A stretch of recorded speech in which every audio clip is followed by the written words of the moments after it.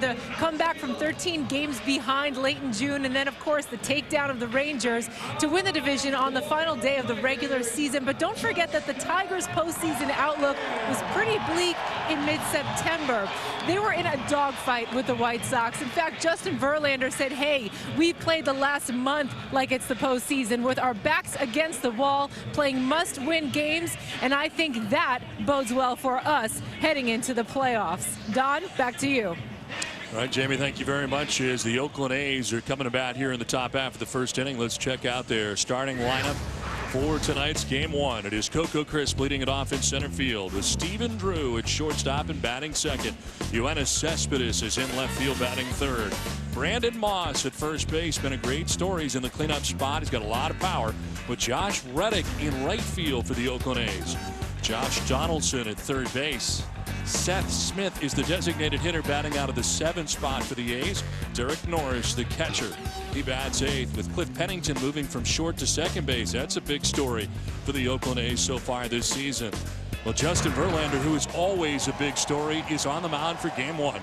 Verlander will make his 9th career postseason start. He finished up the season 17-8. Another great year in ERA, 264. He led the American League in strikeouts. He's a power pitcher, and he will come right at you. He will try to establish his fastball. He's got fastball, curveball, slider, and a great changeup. Interesting in that Verlander led the American League in strikeouts, and the Oakland A's led the American League in strikeouts. We'll see how that works out today in game one. Coco Crisp will start things off. 259 average, 11 homers and 46 runs driven in during the regular season. Always a threat if he can get on as he takes strike one, and we are underway in the American League Division Series. Crisp, an important part of this team, started the year in left field for the Oakland A's, but then moved into center field only because Yoenis Cespedes only had played center field, and they wanted him to be comfortable in the beginning of the year. But he has since moved to left and Crisp to center, one of the game's best center fielders, as Verlander does not miss by much. And the count evens here to Coco Crisp. This is the 3rd start of the season that Verlander's made against Oakland, but Crisp was not in the lineup the last time they faced him. He was dealing with that pink eye. Swing and a miss, tardy on the 95-mile-an-hour fastball, and it's 1-2. When you think about missing this guy in the start in September, and then they didn't have Cespedes in May. Today they have both of those key players of their offense back in the lineup against Verlander. That's huge for Oakland. Verlander, of course, starting the All-Star game for the American League. That did not go well in Kansas City as Coco Crisp dives one to deep right down the right field line towards the corner, and that ball is gone. What a start for the A's. Coco Crisp takes one out of the yard. An 11 during the regular season, but he puts the A's on top 1-0.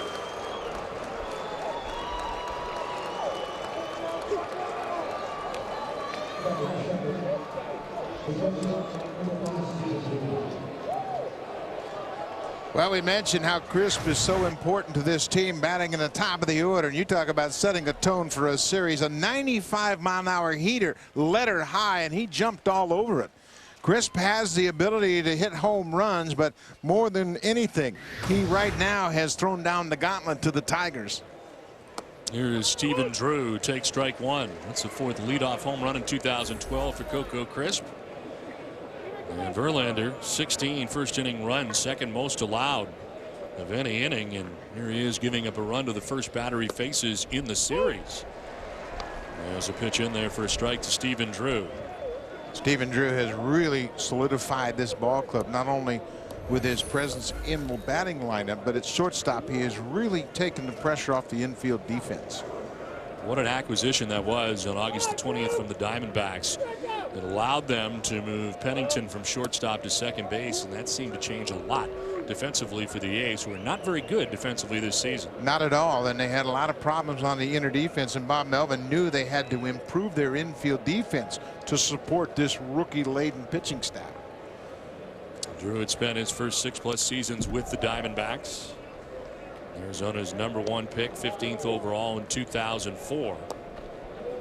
And he comes over and takes over at shortstop. He, of course, had the ankle fracture a year ago that still bothers him on occasion. Is not 100%. even at this stage. 1-2 is to left where Quentin Berry is out there, and he puts it away for out number 1. Let's take a look at the defense behind Justin Verlander. A lot of speed in the outfield with Berry in left, Austin Jackson in center, and Andy Dirks in right. They really can cover ground, but the concern is on the infield. The infield doesn't have great range. They've allowed 74 unearned runs. That's the second most. Only Cleveland allowed more unearned runs than the Tigers. And Alex Avila is handling Justin Verlander, but the range is a concern for this infield of the Tigers. You mentioned the speed for the outfielders, and it is something that is definitely necessary in this big outfield here at Comerica Park, and one that Curtis Granderson had roamed for a number of years now. Austin Jackson out there in center field, and we'll remind fans here at Comerica Park, straightaway center, 420 feet away. Yeah, it's a big yard, and Austin Jackson is a Gold Glove worthy center fielder. He can really cover the ground gap to gap, and he's got a couple of young outfielders in the corners that can also really cover ground. Yoenis Cespedes will take a breaking ball that misses inside as him spinning out of the box. Look at his numbers from his first full year in the majors. 292, 23 homers, 82 runs batted in. And Bob Melvin said today before the game he knew day 1 of spring training that Cespedes was the real deal. Yeah, you can look at him, and when he steps in the box against Verlander, Melvin said, you know, when you watch him walk onto the field, you can say he's got a presence about him. And he really adjusted halfway through his first big league season. He's become much more selective, much more patient, and he is really strong. He can put a charge in the baseball. Hit 23 home runs this year and drove in 82. He's fouled back to the screen at 96 miles an hour. You know, watching Verlander over the years, Buck, it is amazing to me how he can start the game 94 to 96, but he's one of the few guys in the majors who at the end of his outing, 7th, 8th inning, can throw even harder. Yeah, he has the ability to throw 97, 98, 99 late in the ball game. He prepares himself very well in the offseason, and he envisions himself as a 200 inning, 200 strikeout guy every single year. And it takes quite a toll on your body, but he is able to maintain that velocity and pitch deep into the ball games.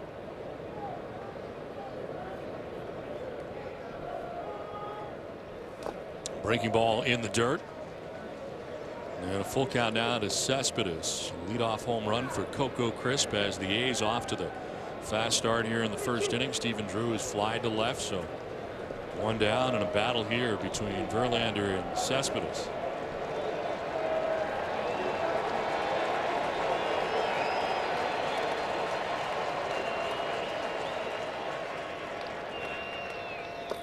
In the dirt, ball 4, and Cespedes earns a 1-out walk.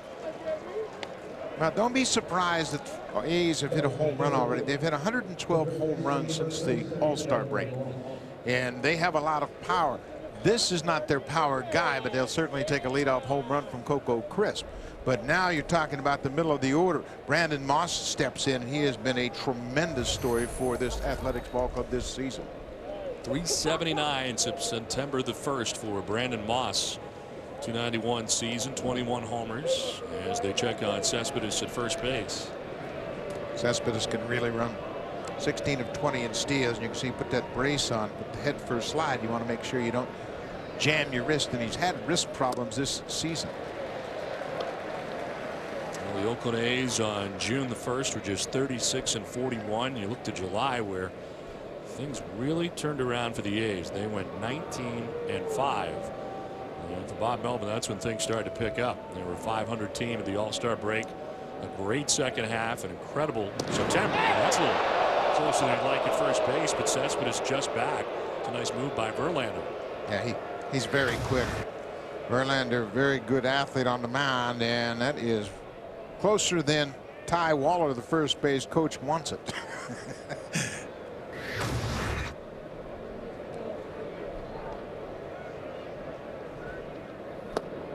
Ross takes a strike over the inside corner. Verlander has allowed 16 stolen bases in 20 attempts. He's a little deliberate, and he's not ever really overly concerned about the stolen bases because he can strike out batters. He's not really that concerned that if Cespedes happens to steal, he can strike out the next batter. Low throw dug out by fielder at first base.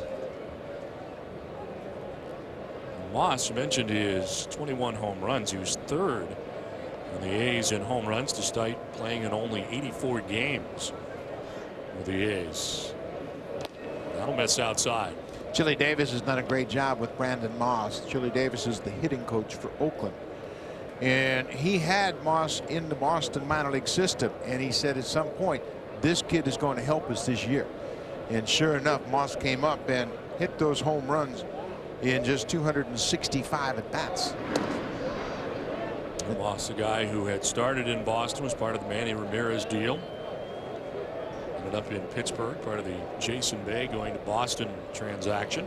Well, one thing that's always been intriguing about Brandon Moss is his power. Power is hard to find. You just have to find a way to unleash it. 20th pitch of Verlander is strike 3 to Brandon Moss. Picks up his first K.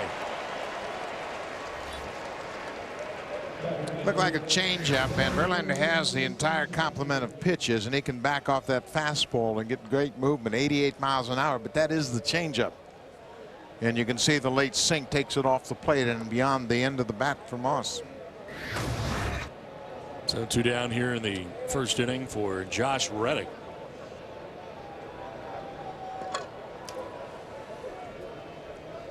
A check on Cespedes, back to the bag.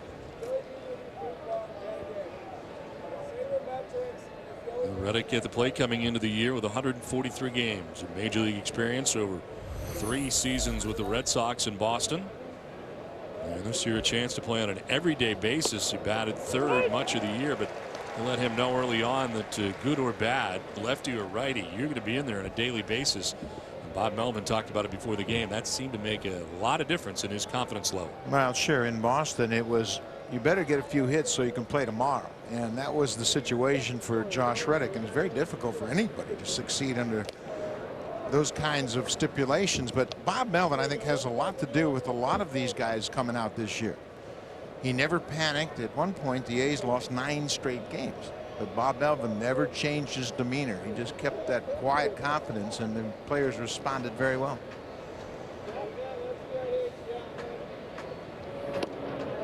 Verlander missing up top with ball 2. Reddick has not only done it with the bat, he's also done it defensively in the outfield. He's got a great arm. He's third in the American League in assists during the regular season. This is an important number. 23 pitches already for Verlander, and that's basically what the A's did the last time they faced him. Chili Davis told me yesterday during batting practice that he was really pleased with the way the A's approached Verlander in the last start.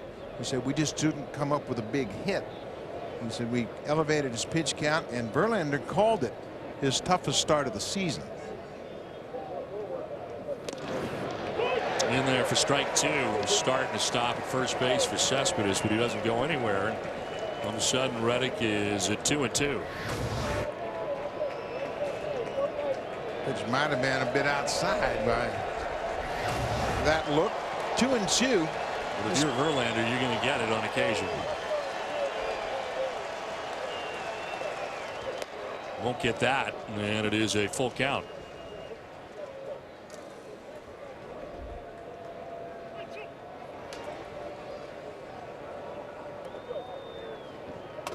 And Kurt Young, who has done a terrific job for the Oakland A's pitching staff.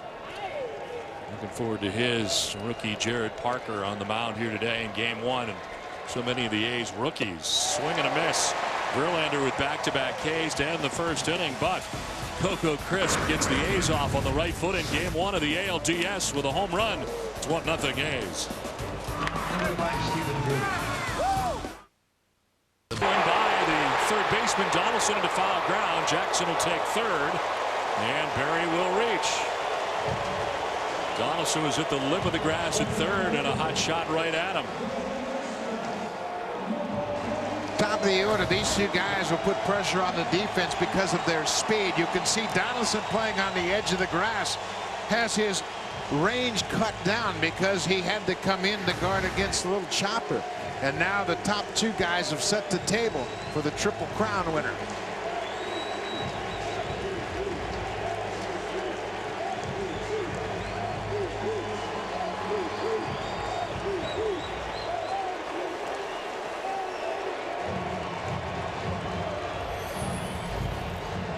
Buck, here are the numbers. The Triple Crown for Miguel Cabrera, first time since 1967 for Carl Yastrzemski, and 45 years in between. And you get the feeling that Cabrera's teammates realize how special it is, but some of them wonder if Miguel realizes how special it really is. Yeah, and Prince Fielder was one that talked about it, saying, I don't think he really understands the impact of his accomplishments. You just think about it, 45 years, Carl Yastrzemski. And the oddity is there were back-to-back winners in Triple Crown. Frank Robinson won with the Orioles in '66, and then Carl Yastrzemski in '67 with the Red Sox. On the ground to short, could be two. Drew to second for one. Little bobble on to first. It is two. Run scores in the back door as Austin Jackson comes in to tie the game. Yeah, the A's will trade a run for 2 outs in that situation for sure.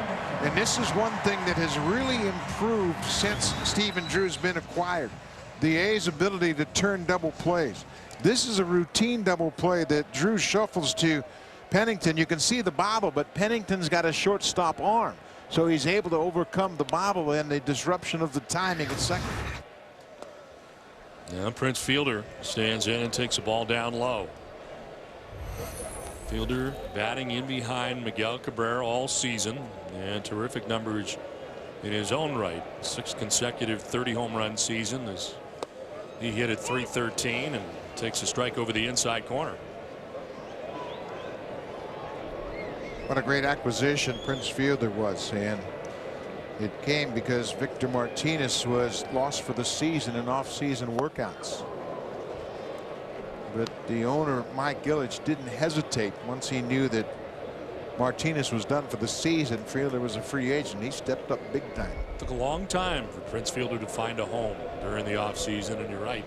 It seemed like that Victor Martinez situation did increase the interest by the Tigers to the point of a 9-year deal that took place on January 27th for a free agent of that ilk. That's pretty late into the offseason to go. Well, nobody could afford it, and Mr. Illich stepped up for the Detroit Tigers, and Dave Dombrowski, the general manager, was able to get the deal done very quickly.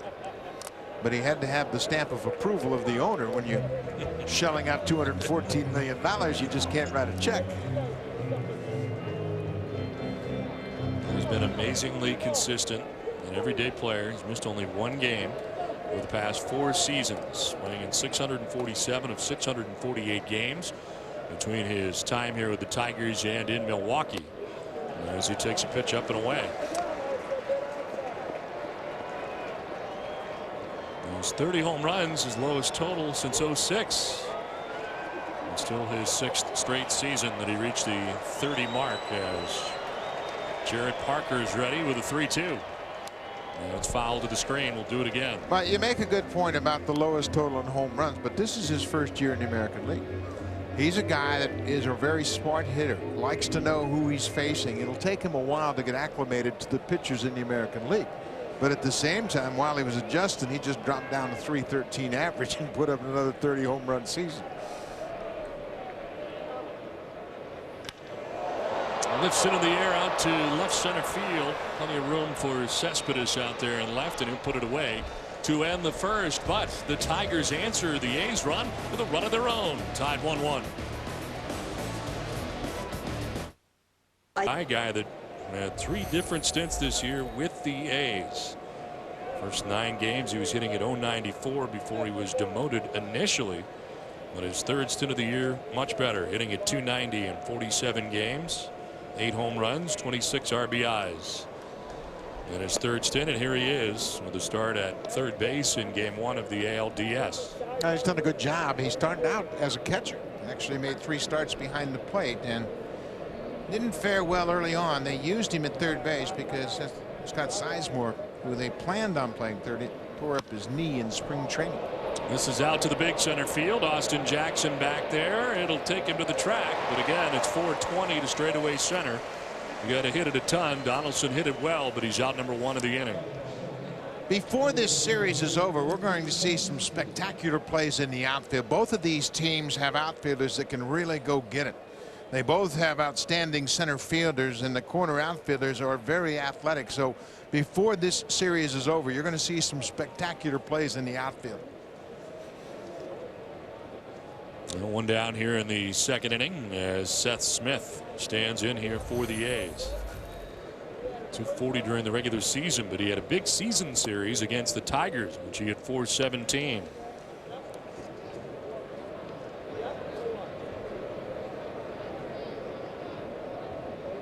Acquired by the A's during the offseason from Colorado.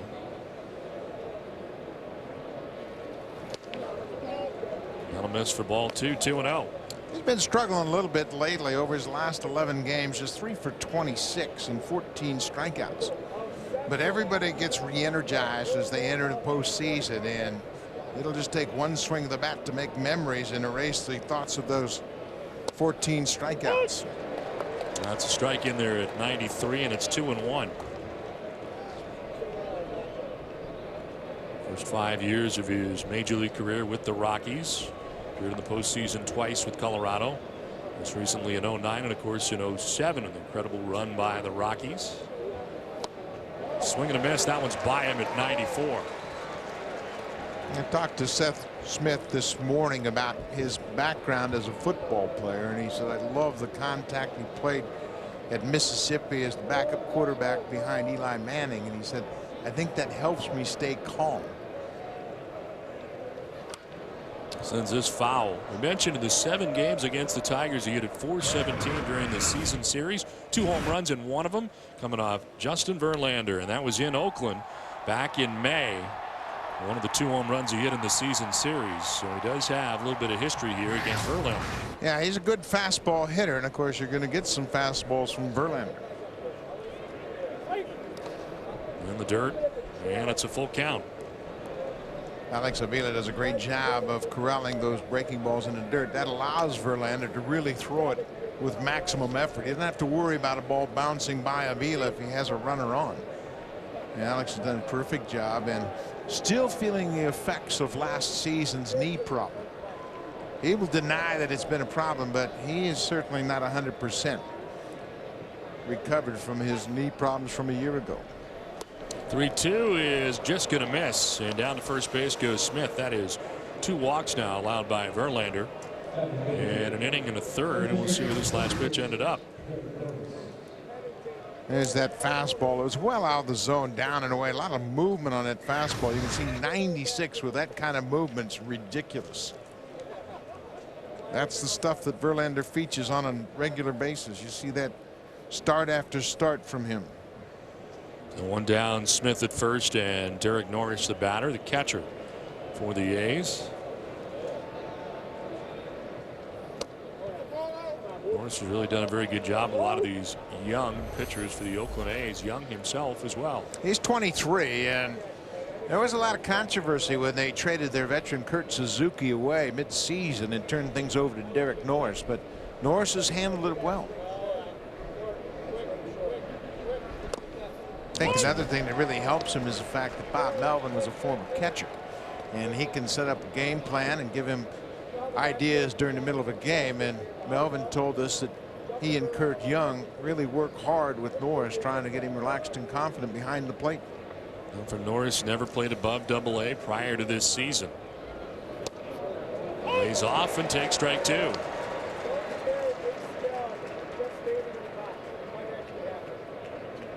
For Norris, he didn't make his A's debut until June 21st.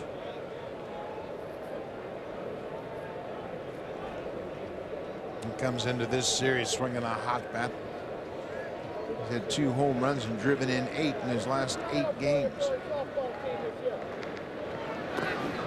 In the dirt, evens at 2-2. You can see the way that Verlander's approaching him. They're aware he can handle a fastball, which is the case with most young players coming into the big leagues. Pretty much feel that everybody can handle a fastball, and if you see that they are handling that pitch, you're going to go right to the breaking balls, and I wouldn't be surprised if they throw him another breaking ball right here.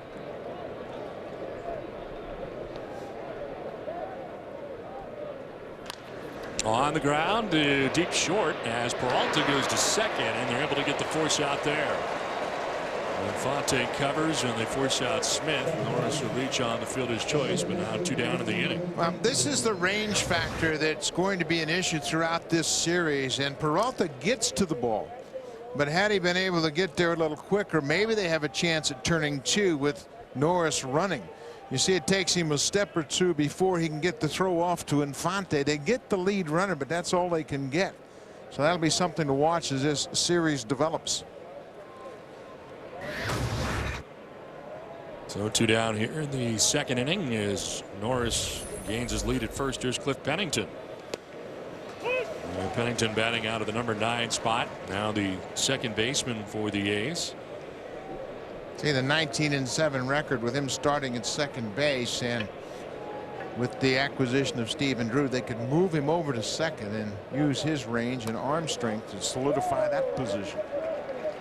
Average slipped nearly 50 points this season after hitting at 264 last year. He hit just 215 in 2012. Played at shortstop the past 3 seasons before making the move to second this year. Verlander has jumped ahead of him 0-2. Pennington has never had a hit against Verlander. He's 0 for 13. Pennington won't have one this time either. Strikes out at a 95-mile-an-hour fastball to end the inning. Inning and a half done from Detroit. Game tied up 1-1 in game 1 of the ALDS.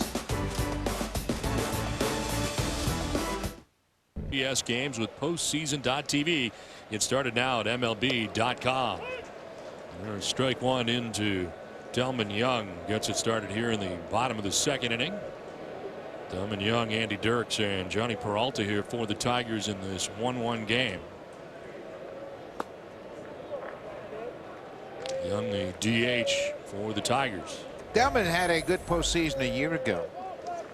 And you can see his numbers, 4th among DHs for American League with 74 ribbies. But last year he had 5 home runs in 9 postseason games.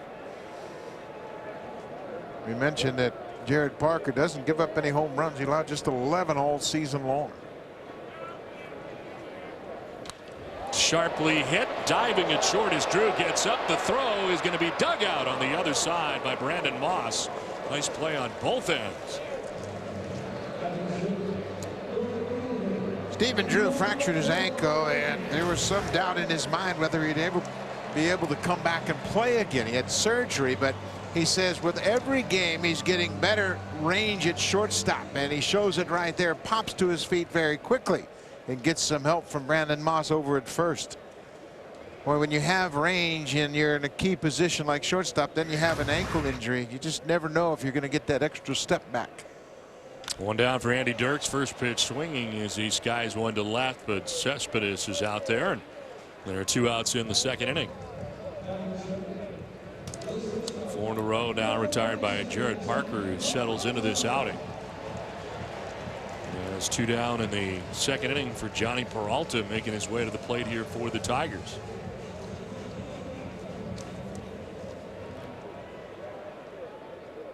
Peralta with a .239 average during the regular season, his lowest since his rookie season of 2003 when he hit .227, and that was his season with the Cleveland Indians.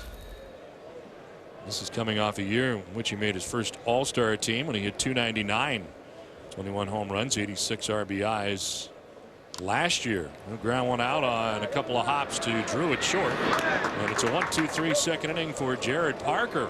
We are through 2 in game 1 of the ALDS. All tied at 1.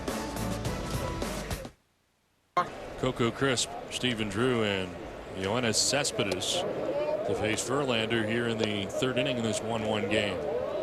Coco Crisp started the game with a solo home run to right field, down the right field line right by the .330 marker. The A's are 10-0 when he homers this year as he takes the strike.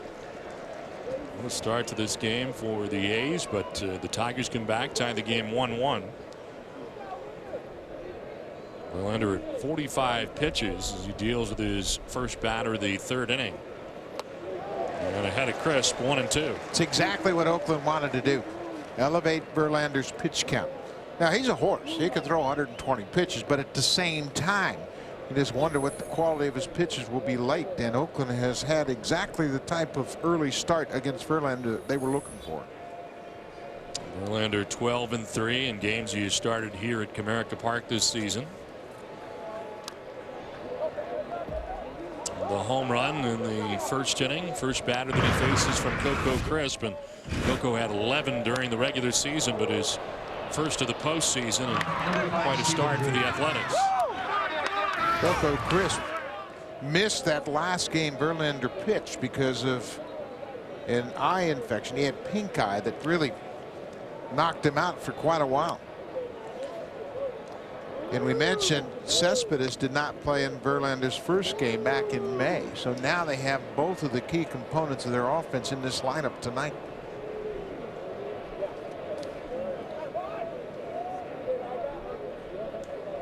Coco Crisp missing from September 19th through the 27th with the pink eye, 9 straight games. But he returned in a very big way. 400 average in his final 6 games of the season.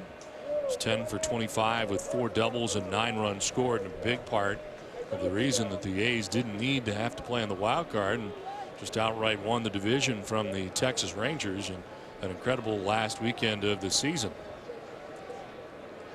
2-2 is skied to right. This time it'll stay in the yard, though. Andy Dirks, the right fielder for the Tigers, puts it away for out number 1.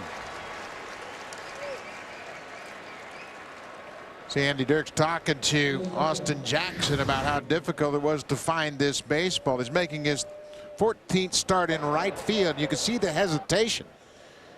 The lights haven't taken full effect. There's a gray sky high above Comerica, and you can see him throwing his hands to the side. That's the universal sign for I have no idea where it is. Well, like the twilight time right now here in Detroit. And you can tell Andy Dirks did not see that. 1 out in the inning. Stephen Drew takes a look at ball 1. And Drew flying to left in the first inning, 0 for 1.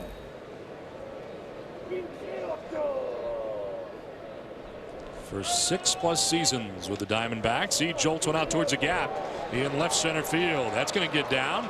Over to plate is Austin Jackson, but easily into second base standing with a 1-out double is Stephen Drew.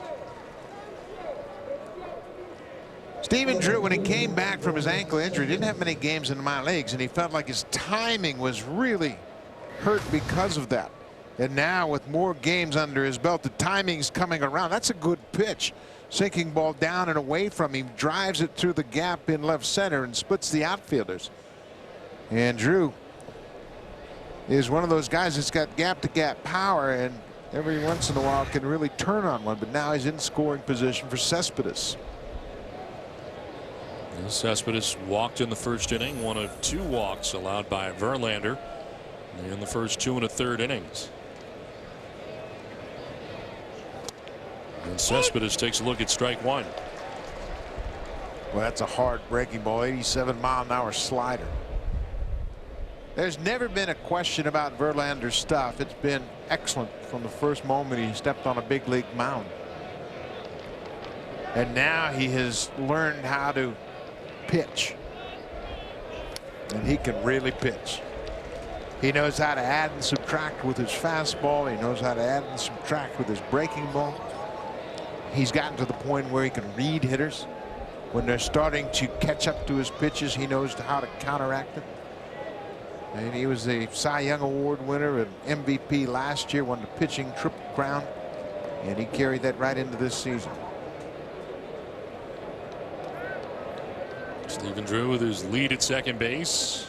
0-2 pitch, grounded towards third base. Cabrera looks the runner back and then fires to first for the out. 2 down.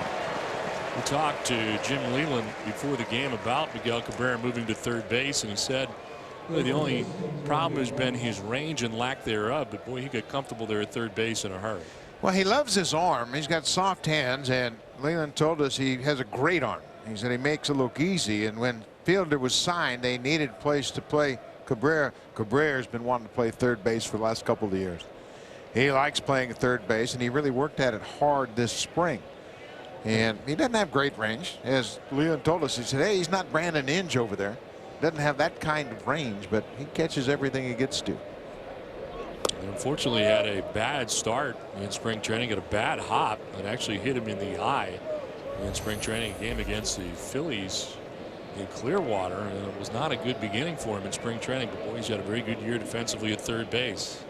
I really thought that was going to be a problem when I saw him get hit in the face right out the bat. I thought that might really set him back, but he never wavered, got right back on the horse, and he's been good. First time since '07 that he has played primarily at third base. So down in the inning, Drew at second base, and Brandon Moss ahead on the count here, 2-0. Moss will take it in the dirt, 3-0. Talking about the bad hop that Cabrera took at third base during the spring, March 19th, and it would bloody his eye, cutting his eye, and relatively fortunate he had the glasses on as it turned out. Yeah, he's a tough kid, and he wants to be on the field all the time, but you can see it cut his eye, and you're right, he had those glasses on, probably saved the possibility of an eye injury. Ended up missing a week of spring training. Moss thought he had ball 4, but he gets the bad news from Jim Reynolds. That last offering at 97. Yeah, take a look at this last pitch, and once again, that late movement, not only is it a challenge for hitters, it's a challenge for umpires. You see that late movement right at the end looked like it took it out of the strike zone. This will be the 60th pitch of the outing for Verlander, and here comes Avila to talk it over. As you mentioned, this is exactly what the A's want to do, drive this pitch count up early on Verlander. When you look at Verlander's log over the course of the season, he's thrown as many as 132 pitches. That came against the Yankees back on August 6th. Had a 14 strikeout game in that game, pitching 8 innings. But he'd like to stay around 115 to 120. That's reasonable. One Oakland A has swung at the first pitch in this game. He has a swing here for Brandon Moss. Has a full count now. So they've been very patient in dealing with Verlander. It is full here to Moss, with Drew at second and 2 down.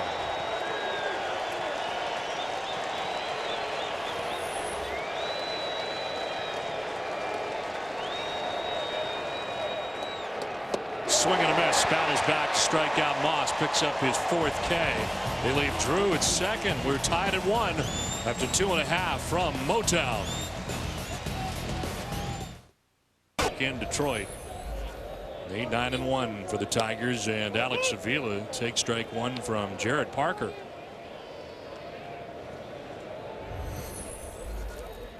Avila, who's so good defensively, ended up hitting .243 during the season. 9 homers, 48 runs batted in. Threw out 34 runners this season. Second straight season he led the American League in that category. Last year he threw out 40 would-be base stealers. He's a good athlete. He was a former third baseman and made the conversion once he got into pro ball. He actually started down at the University of Alabama. As his junior year, he made the conversion behind the plate, and very athletic to begin with. And you see a lot of converted catchers now in the big leagues. Russell Martin's another one that comes to mind, and you have to really have athletic catchers behind the plate, and you can see in this series and in the postseason there's a lot of real good catching. Yeah, he takes strike 3. We had the chance to catch up with the A's manager Bob Melvin in between innings. Bob, getting ready here for the 3rd inning. Your thoughts so far on Jared Parker in this game so far tonight? Throwing the ball good. You know, like any starter, he tried to get him out of his rhythm early on.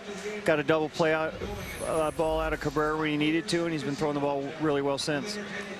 Bob, Coco Chris got you off to a great start with that leadoff home run. How important is it to have him back in the lineup here in this postseason? Yeah, he's huge for us. You know, everybody feeds off of him, whether he's on base, you know, taking a little concentration off the pitcher as far as running, drives balls. He can hit balls out of the ballpark. He hits good pitching. He's really big for us.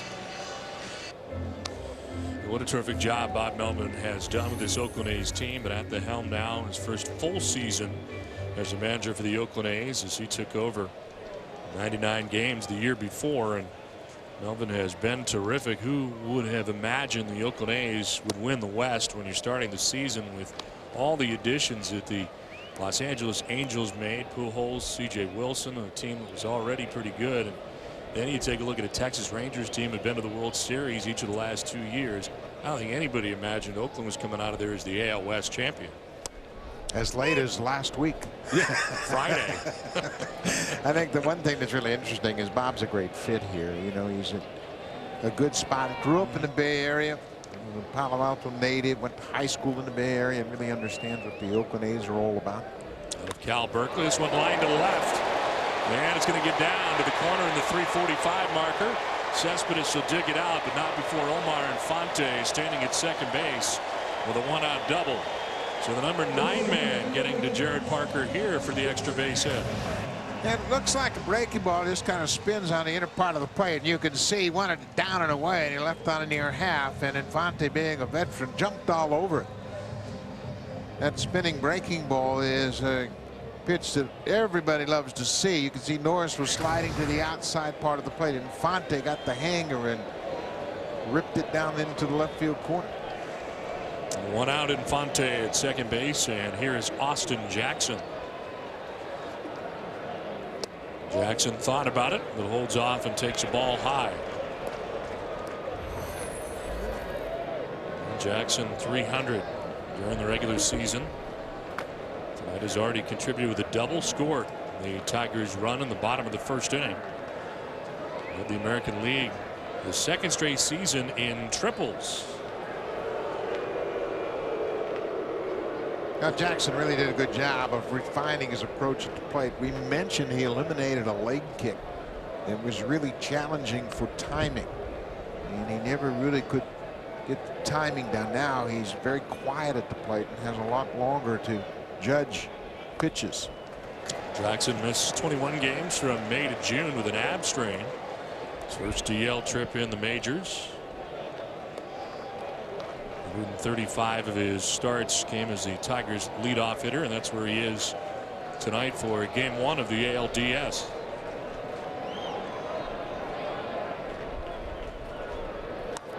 Hops it up right side of the infield. Brandon Moss and Cliff Pennington, and Pennington takes over and handles out number 2 down. Well, that was a good move by Pennington, and the A's really have a unique situation. They have 2 shortstops playing in the middle of the diamond. So Pennington, whose background is as a shortstop, just came in hard and called Brandon Moss off of that. I mean, the middle guys are your best fielders, and watch Pennington. Once he sees where it is, he comes in quickly and calls Moss off it. And when you have 2 shortstops, you're going to really have a couple of guys that can work the middle of the infield. 2 down, Omar Infante at second base, and here is Quentin Berry. Reached on the infield hit in the first inning. One of 3 hits put together by the Tigers so far tonight. Berry, who had 7 minor league seasons before he cracked the majors in May of this year, and 261 stolen bases in the minor leagues. He stole 40 bases in the Southern League in 2011.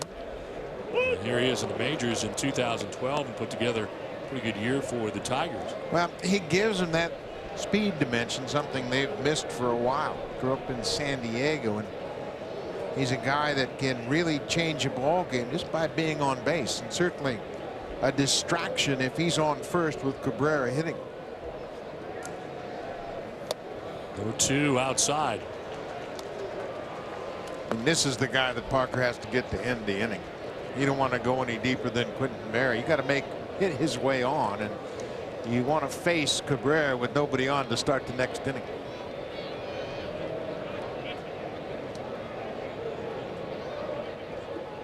Parker ready with a 1-2. That's downstairs, 2-2. Parker during the regular season tied for the team lead in wins with Tommy Malone. They each had 13 wins. His 29 starts, second only to Malone. Parker originally a first-round pick, 9th overall by Arizona, with a 5-player deal. So Breslow and Trevor Cahill head to Arizona. It's 2-2, will miss, full count. One thing to remember is the Oakland outfielders and how well they throw it. Yoenis Cespedes had 9 assists in the outfield. He's got a terrific arm. And then the right fielder, Josh Reddick, as Don mentioned earlier, 3rd in the American League with 15 outfield assists. Infante at second, 2 down. Here's a payoff pitch. Softly grounded down the first baseline. Parker will flip it with his glove into foul ground, and it'll score Infante. A mistake there for Parker. He was trying to flip it with his glove, and he flips it into foul ground, and the Tigers take a 2-1 lead.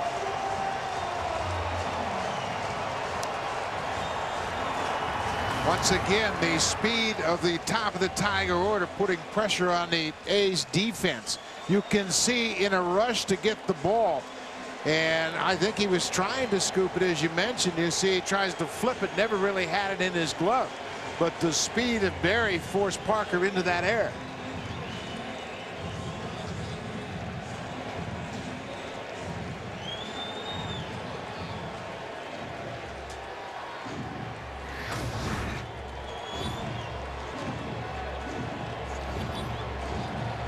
Single and error charge to the pitcher.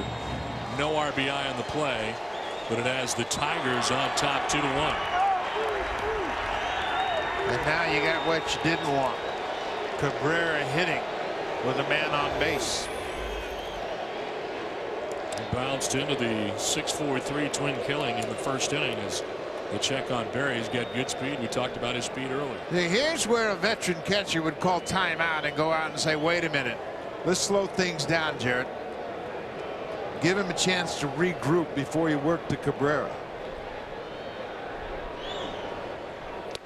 Cabrera spins out of the box. 93-mile-an-hour fastball. You know that Parker's heart's beating, not only because he had the sprint to first base, but now he's got to deal to Cabrera.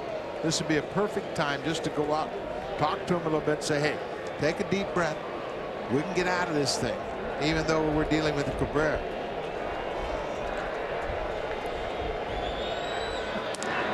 The check and Berry back to the bag.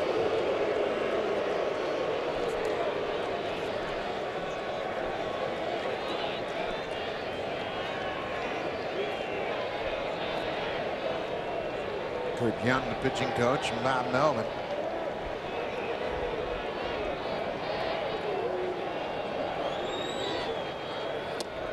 In there for a strike, even though Cabrera was kind of spinning out.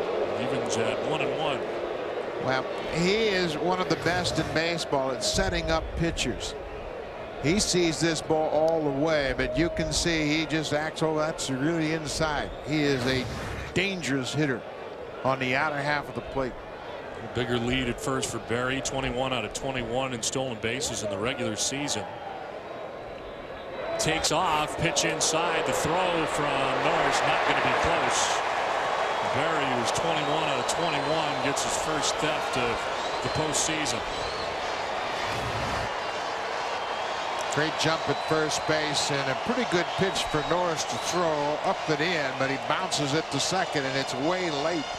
No chance at all, and Berry has still not been caught this season.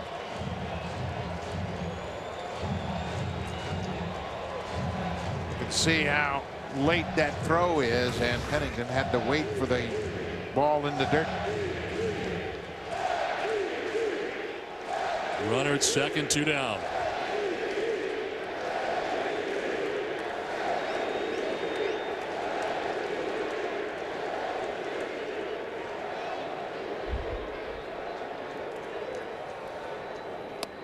Up top again.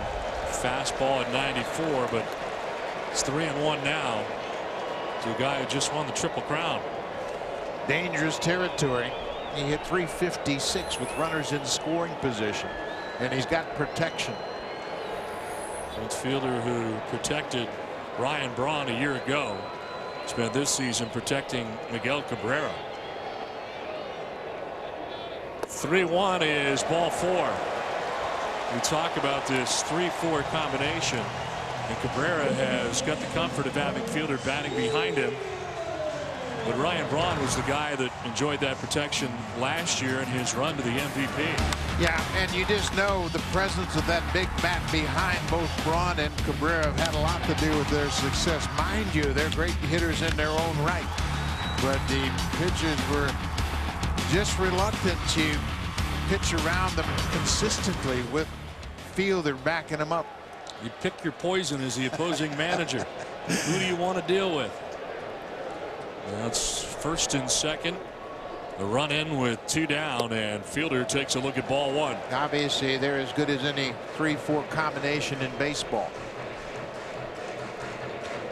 Jared Parker, 24 pitches in the first 2 innings, about to throw his 24th of this inning alone.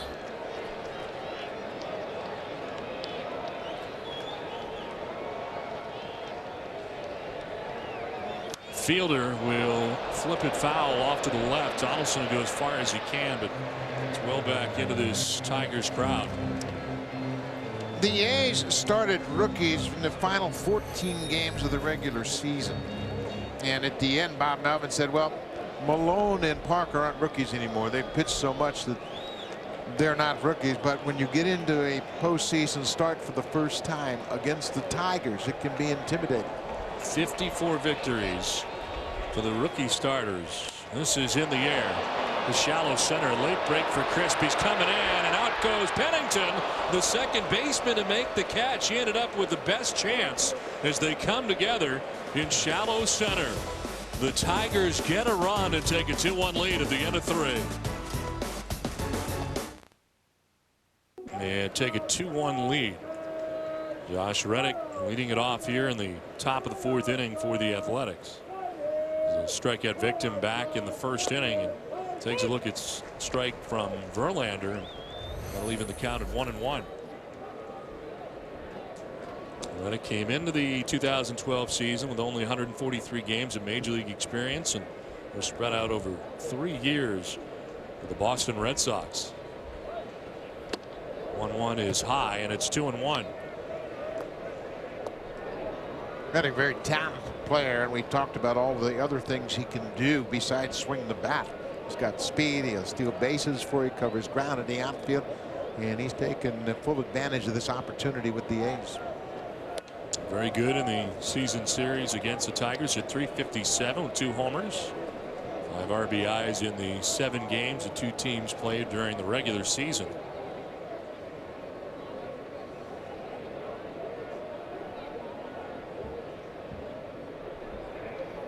Reddick takes a 3-1 for strike 2.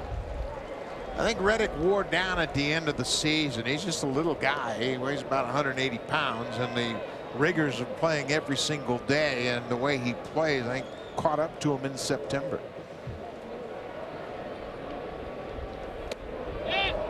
Ball 4. Did he go? No. They check at third. Eric Cooper said he didn't offer, and down to first goes Reddick.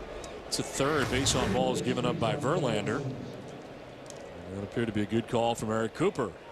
He had the chance to catch up with Jim Leyland, the manager of the Tigers, moments ago. Jim, I know the pitch count is not a big deal for a guy like Justin Verlander, but 61 through the first 3. Are you concerned about that at all? Sure. Yeah, I'd like him be a little more economical, and I'd like to get a few more quick outs. But it is what it is at this point. We'll watch it close. Jim, top of your order has been on base tonight. How much does that change what the middle guys can do for you? Well, you know, obviously that's important. You know, the little guys get on, the big guys knock them in. So that's a pretty good formula, you know, for winning games. So hopefully we can get a few more guys on and then get the big boys up there with guys in scoring position. Jim Leyland doing a terrific job here with the Tigers, a team that started well, had a rough middle of the season, and ended well. But when the Chicago White Sox were on top of the division, there was a lot of talk about Jim Leyland's future perhaps here with the Tigers, which seems sort of ridiculous at this point in the kind of career he's had here in his major league career, and especially here in Detroit. Yeah, it was really interesting, all the criticism he took during the course of the season, to the point of when they would post the lineup, fans would get on the social network and talk about, why'd you start this guy? How come he's starting that guy? He should have this guy batting third and that guy batting fourth. A lot of criticism, but when you look at what he's done, he's taken his team to the postseason 4 times now and just missed a 5th with that 1-game playoff that he lost. And this is his 7th season. He's done a pretty good job. The Tigers have lost game 1 in each of their last 3 postseason series. 2006 World Series against St. Louis, 2011 ALDS against New York, and 2011 ALCS against Texas. Trying to take care of business tonight and lead it 2-1 right now. Yeah, this is interesting now. Verlander has thrown 69 pitches. He averages 114 per start, and 9 times he went over 120. Jeff Jones, the pitching coach, understands the value of having Verlander on the mound psychologically, but at the same time, you can't wear him out.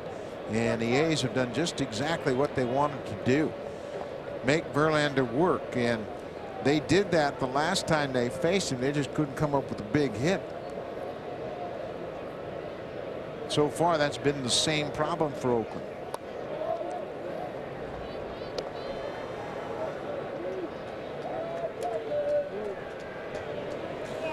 Justin Verlander has started 3 Game 1s in the postseason for the Tigers.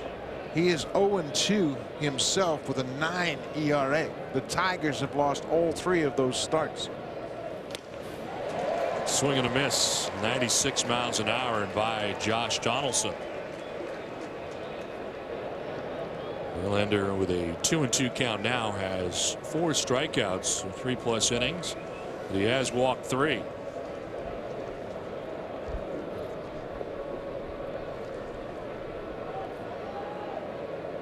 Verlander led the American League in innings pitched, and he's able to strike out Donaldson. 5th strikeout for Verlander, first out of the 4th inning.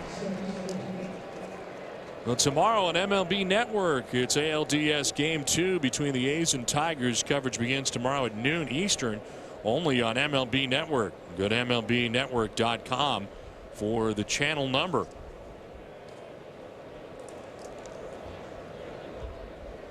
One out with Reddick at first base, held on by Prince Fielder. And Seth Smith, the batter, he walked in the 2nd inning, getting his 2nd look at Justin Verlander. First to toss over to first base, and Reddick back to the bag.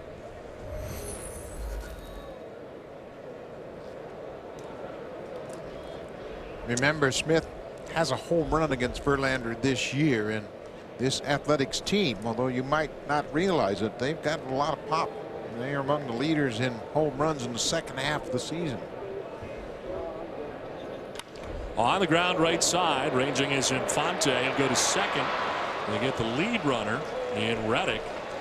Then going to that side, it was going to be a tough play, but he makes it to get the lead runner in Reddick for the 2nd out of the inning. Yeah, and another opportunity for a double play possibility, but you can see the hard slide. Oakland is very aware if they put pressure on that double play combination around the bag at 2nd, they might force them into a mistake. And Reddick was all over the shortstop with that hard slide. No chance for a return throw to first. But Infante's had some problems since he's rejoined the Tigers, and the Athletics are well aware of that. So 2 down, Seth Smith at first base, and here is Derek Norris. Came to the A's this offseason from Washington as part of the 6-player deal that saw Gio Gonzalez head to the Nationals. So a deal that has really worked out for both teams. That's exactly what you hope for when you pick up the phone and call another general manager. Hey, we have a need in this area, and I know you have a concern in that area, and it's worked out for both the Nationals and the Athletics.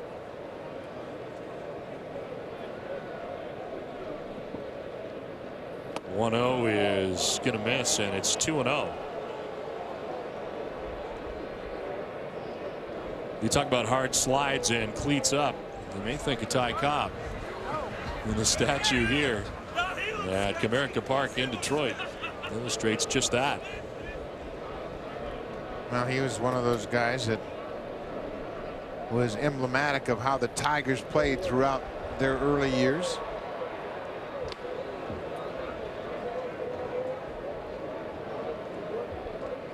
Josh Reddick gets after it, and this A's team overall, they play hard and they push one another. And Johnny Gomes, who is a part-time role player, certainly has a lot to do with that. Brandon Inge brought some more of that to this team when they picked him up after the Tigers released him.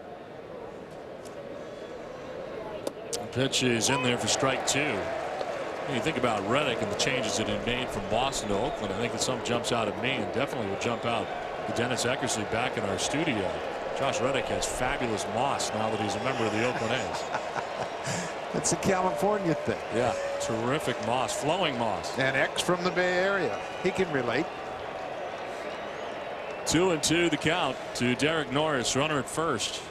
And this is a fly ball out to shallow left. Late break for Berry, but in comes Peralta to make the catch as he ducks back to the short lawn and left. 3.5 done. Tigers have a 2-1 lead.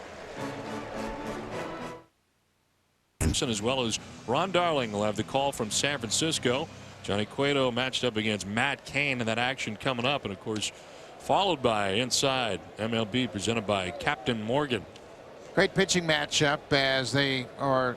Cueto was third in the National League in ERA. Cain was fourth in the National League. So those two teams lean heavily on their starting pitching. Delman Young leads it off and gets hit at the hand area for Young. A pitch that runs in. He'll head on down to first base shaking that hand. This ball runs up and in on Delman Young, and you can see how he exposed his hand, as these hitters nowadays don't really have the ability to turn their shoulder to that baseball. He exposed his hand, and that's always a risk of a fracture, a broken bone, injured wrist, but they just don't have that repetition of ducking away from inside pitches, and he left his hands right out there over the plate. It's 7 times during the regular season, struck for the first time here in the postseason, and aboard to begin things in the fourth. Second time the Tigers have had the lead runner on in the first 4 innings. As Andy Dirks flied to left first time up.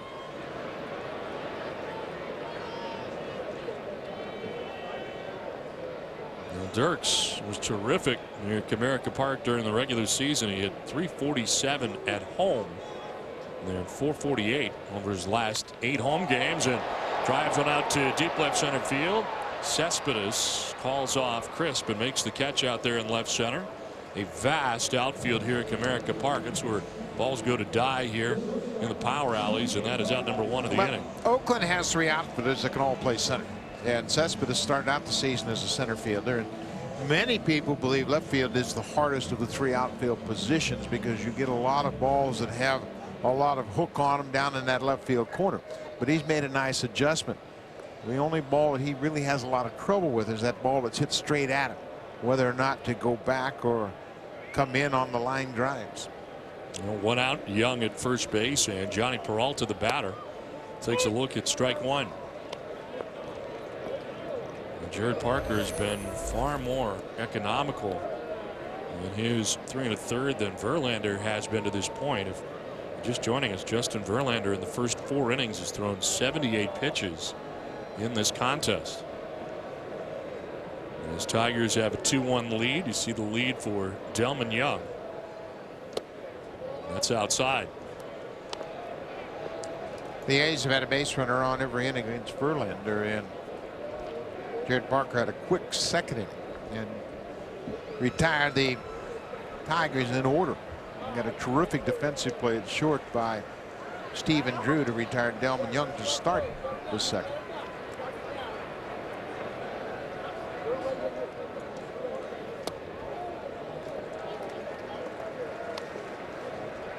I mentioned Parker came from the Arizona Diamondbacks in that trade that involved Craig Breslow and Trevor Cahill.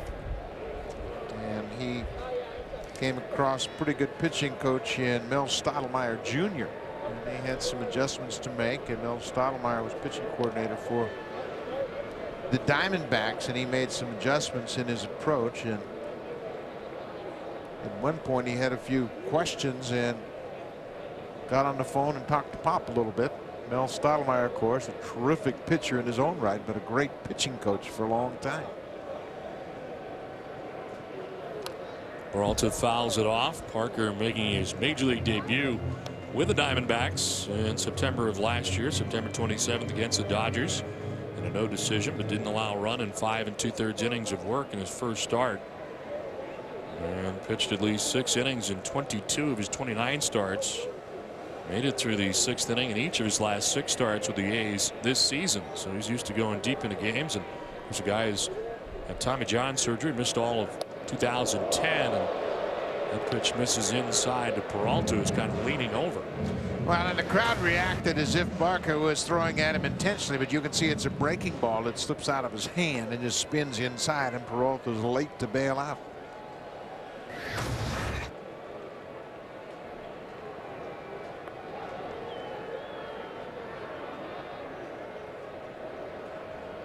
Runner goes, and this is driven to deep left, down the line towards the corner, but foul. Cespedes giving chase, but into the first row of seats. And a drive down the left field line by Peralta. Delman Young had taken off at first base. Now, Delman Young's not a base stealer, but I think with Johnny Peralta played and one out, Jim Leyland felt like he could start the runner and possibly avoid an inning-ending double play and maybe get the left-handed hitting Alex Avila to the plate, but Peralta was out in front and hooked it foul. Yeah, Delman Young just one stolen base in the last 2 years. Was 0 for 2 this year. Very short lead at first base. Taking off again and swinging again is Peralta. So fouled off to the right. Full count. Jim Leyland told us earlier this afternoon that he's all about getting runners in scoring position, even to the point of stealing ahead Miguel Cabrera, knowing that they'll probably pitch around him. But he said, I'd rather have that guy in scoring position and worry about leaving him at first for protection for Cabrera. On it goes, swing and a miss, throw down, and Young's going to be out at second base. So he tries 3 times, take it off, and it works out to be a strike him out, throw him out, double play. It's 2-1 Tigers. Throws a strike to second. Look at the tag by the second baseman Cliff Pennington. He went right to that foot of Delman Young for the inning-ending double play. You're surprised to see him getting a start 3 different times and ending the inning the way it did. No, I think what they were trying to do is trying to stay out of a double play, and they ran into one. But Peralta struck out. They were thinking if he puts it into play, we'll create a hole on the infield, and that wasn't the case. And Pennington leading it off here for the A's in the 5th. Coco Crisp, then Stephen Drew anticipated in the inning. 9-1-2 here for the Athletics. Pennington a strikeout victim in the 2nd inning. This one is back under the glove of Verlander and into center field. Pennington's got a base hit, and for the Oakland A's, that is just their 3rd hit of the game.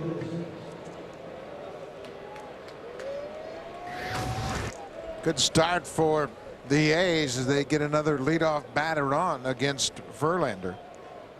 And that's always important. You make him work out the stretch. You put some pressure on him, play a little hit and run. You got Coco Crisp up there who can handle the bat. 3rd time in 5 innings the A's have had the lead runner on. And Pennington is at first for Coco Crisp. The home run in the first, fly to right in the 3rd.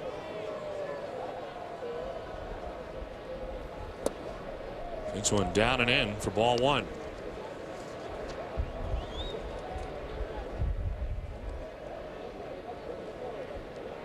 Crisp has had a real big impact on this team, not only for what he does as the leadoff batter, but in the outfield. He has really developed a relationship with Cespedes, and now Chris wants to see the signs from Gallego down at 3rd once again. I'm really sure what he had seen and asked him to go through that sequence of signs again. 3rd trip to the postseason for Coco Crisp. He was with the Red Sox in 2007 and 2008, winning the World Series in Boston in 07. As he takes a look at his strike, kind of leaning to get a better look, and didn't necessarily agree with Jim Reynolds. Yeah, he was quick to react too, and the first thing a batter will say, hey, Verlander doesn't need any help. He's got great stuff. Make him throw it over. Crisp had started 81 games as the A's leadoff hitter, including each of his last 78 starts during the regular season. For the first, and diving back is Pennington. Jim Leyland told us earlier in the game he was concerned about Verlander's elevated pitch count. He said, I'd like to see him have a few economical innings. But that hasn't been the case tonight. This next pitch will be 85. And this one is flared to left center field. On the move is Barry. It hooks back to him as he makes the catch. And Pennington's back to the bag at first base with now 1 out in the inning. Here's the breakdown per inning for Verlander, and the first inning the toughest for him so far, and that's after a leadoff home run by Coco Crisp. He did strike out 2 in that inning. Yeah, and strikeouts are going to elevate your pitch count because you throw so many pitches to strike out a batter, but at the same time you'd like to see your pitcher around 15 to 18 pitches per inning, and that will generally get him into the 7th, possibly 8th inning of a ball game. Jeff Jones, pitching coach, keeping track of those pitches. And Pennington at first, 1 out for Stephen Drew, who takes ball 1 from Verlander. And Drew started 39 of the final 41 games at shortstop for the A's following the trade. 0 for 10 with runners on base tonight are the Oakland A's. And again, they have only 3 hits in the game, but Verlander has walked 3. And that time a 97-mile-an-hour fastball up that Stephen Drew cannot catch up to. Yeah, and that's Verlander's MO. When he's in a jam, he can reach back for a little extra. And this is a fastball top of the zone, and you can see it skipped right over the bat of Stephen Drew. 97. During the regular season with runners on base, Verlander holding opponents to a .212 average, and the strike in there at 96. Oh, it's nice to have that in reserve. Yeah. Verlander threw a 99-mile-an-hour fastball to Brandon Moss to strike him out to end the 3rd. Ahead of Drew, 1-2. Another check and a little stagger step back to the bag for Cliff Pennington.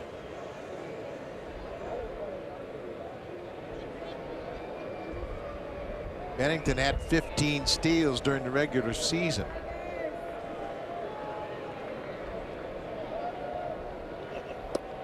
Strike 3 call. Drew disagrees and says some stuff to Jim Reynolds on the way by, and then some more stuff. He'll take with him the 6th strikeout for Justin Verlander, 2 down. Well, Verlander's gotten some favorable calls tonight, but this one is not one of them. That ball moved from the inside part of the plate all the way to the outside corner and was knee high. But the A's have seen Verlander get some favorable calls here tonight. So 2 down here in the 5th. Pennington led off with a single, still at first base, unable to advance. And here's Cespedes.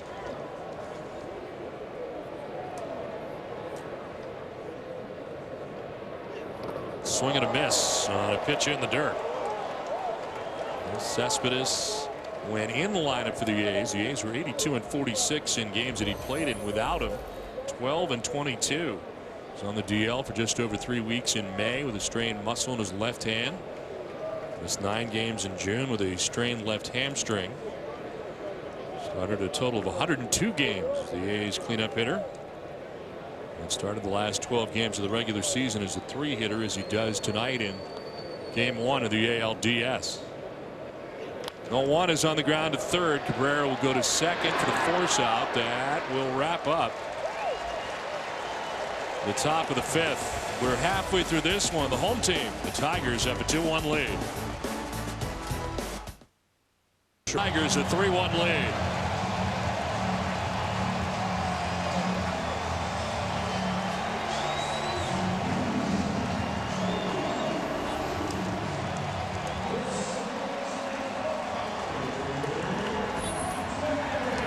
We mentioned that Barrett Parker had allowed only 11 home runs all season long. 7 of those were to left-handed hitters, and Alex Avila jumps on this high fastball.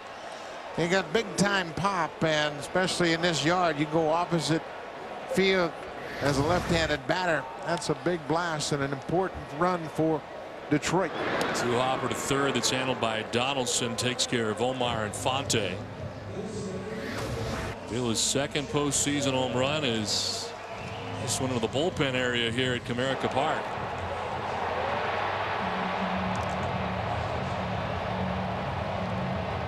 That extra run certainly got more life into that Tiger dugout. 2nd career postseason home runs Don mentioned, and a leadoff home run Parker does a good job of keeping the ball in the ballpark. He was second to Felix Hernandez for home runs per 9 innings in the American League this year. He did a good job of keeping the ball in the yard, but Avila touched him up there.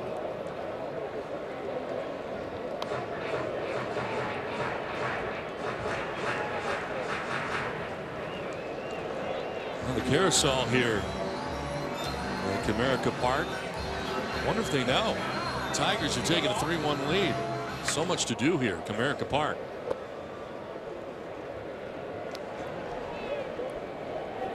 Alex Avila knows as they celebrate in the dugout. Tigers with a 3-1 advantage. Austin Jackson waiting on a 2-1. He'll skip through to the backstop.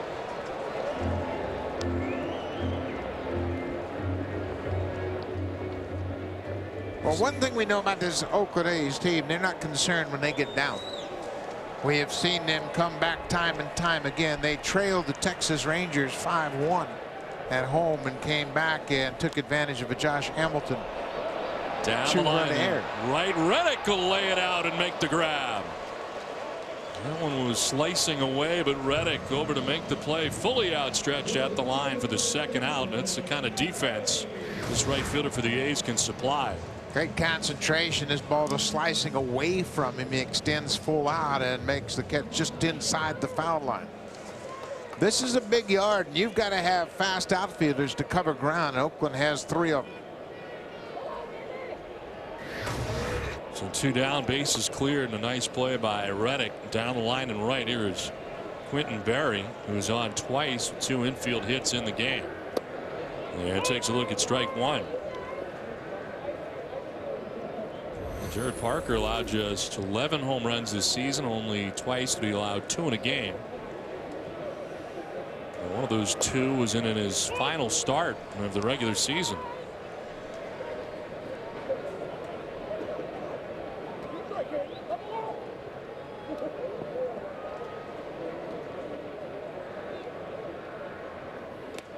It's up and away.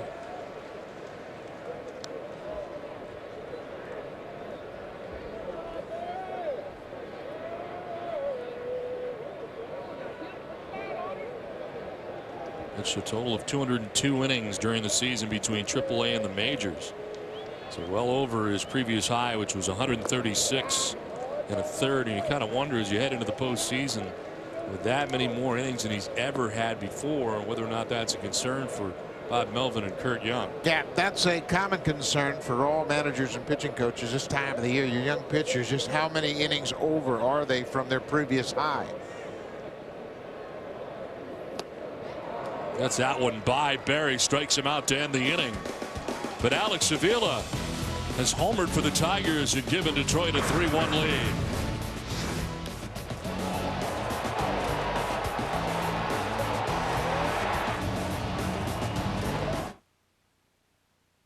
American League Division Series. And there's been nothing funny about the way the Tigers have jumped out here to a 3-1 lead for the Oakland A's. And you got Verlander on the mound, and the Tigers leading here 3-1. And as Brandon Moss, Josh Reddick, and Josh Donaldson going to work here in the inning as this one is flared foul into the seats. Yeah, and the problem once again has been that the Athletics haven't been able to come up with a big hit. They've stranded 5 against Verlander.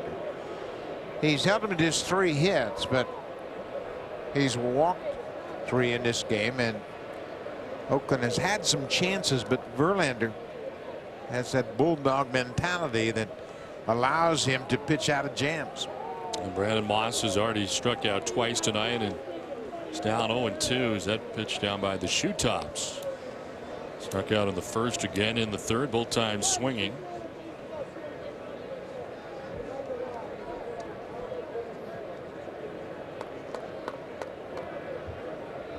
He's third on the A's in home runs despite playing in only 84 games. Swing and a miss, strikes out for the 3rd time tonight. Verlander picks up his 7th K of the contest. Let's check in with Jamie Maggio, field level. Jamie. All right, well, Josh Reddick told me that he learned resiliency from his father, Kenny, who had a power plant accident when Josh was just a baby. He lost both of his hands and actually was pronounced dead twice. Now, when Josh Reddick was struggling earlier this season, he said his dad came out to Oakland, gave him some good advice. He said, go play the backyard game, meaning, you know what, just go out there and play carefree. Now, the twist on this story is because of the accident, the kid in the backyard was being thrown BP by his mother, Cheryl. Josh told me she wasn't all that accurate, so he was beamed quite a bit, but not surprisingly, he's not too fond of being hit by pitches now. But Josh did say the advice worked: just be the kid in the backyard. That backyard game is always a lot of fun, and that's the way the Athletics play. They got a lot of personality. They're not afraid to show their personality on the field. It's a fun game, and you want to have fun when you play. And some of the best players I played with, Robin Yount, George Brett, Paul Molitor, played against Kirby Puckett. Those guys always enjoyed everything they did on the field. And that can get you back to where you need to be when you remember, hey, I'm having fun doing this, and sometimes you get too overwhelmed in your failures. And the A's as a group, they're having a lot of fun, and they have in the second half of the season. They've won the American League West. It was a 1-2. Reddick will foul it back to the screen. And as far as Reddick's mom throwing BP, my mom threw BP to me all the time, but she was pretty good. She had a lot of, she had a lot of brothers, and they all played baseball, and yeah, she threw BP all the time. Now Reddick has struck out and walked tonight, getting his third look at Verlander, and very defensive swing as he sliced it foul. Down 1-2 in the count. This next pitch for Verlander will be 100. And he has thrown 100 pitches, and the A's have done what they want. But this is what they did last time, and he ended up beating them. He just won't give in. On the ground, foul again, and it hangs at 1-2.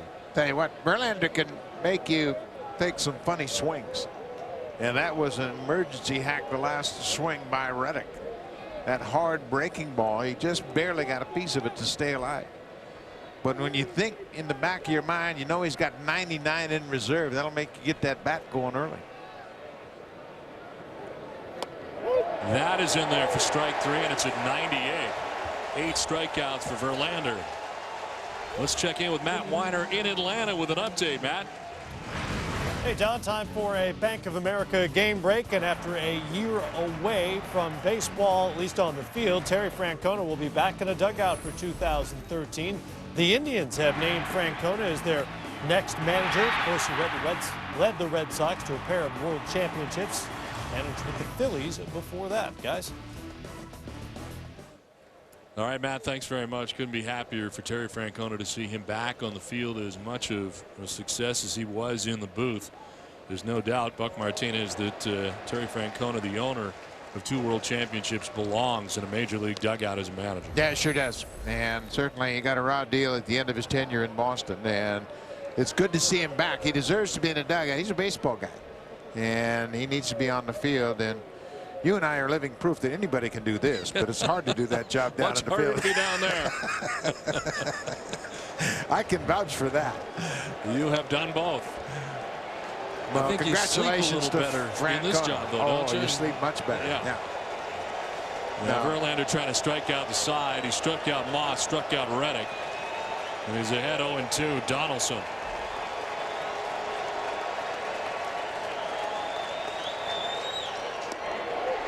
Direct 3. Strikes out the side in order. 9 Ks. It's 3-1 Tigers. They love it in Detroit. Cabrera. And home run since 07. 230 for Prince Fielder. Miguel Cabrera 217 with Pujols and Howard in between. Jared Parker back on the hill here for the Athletics.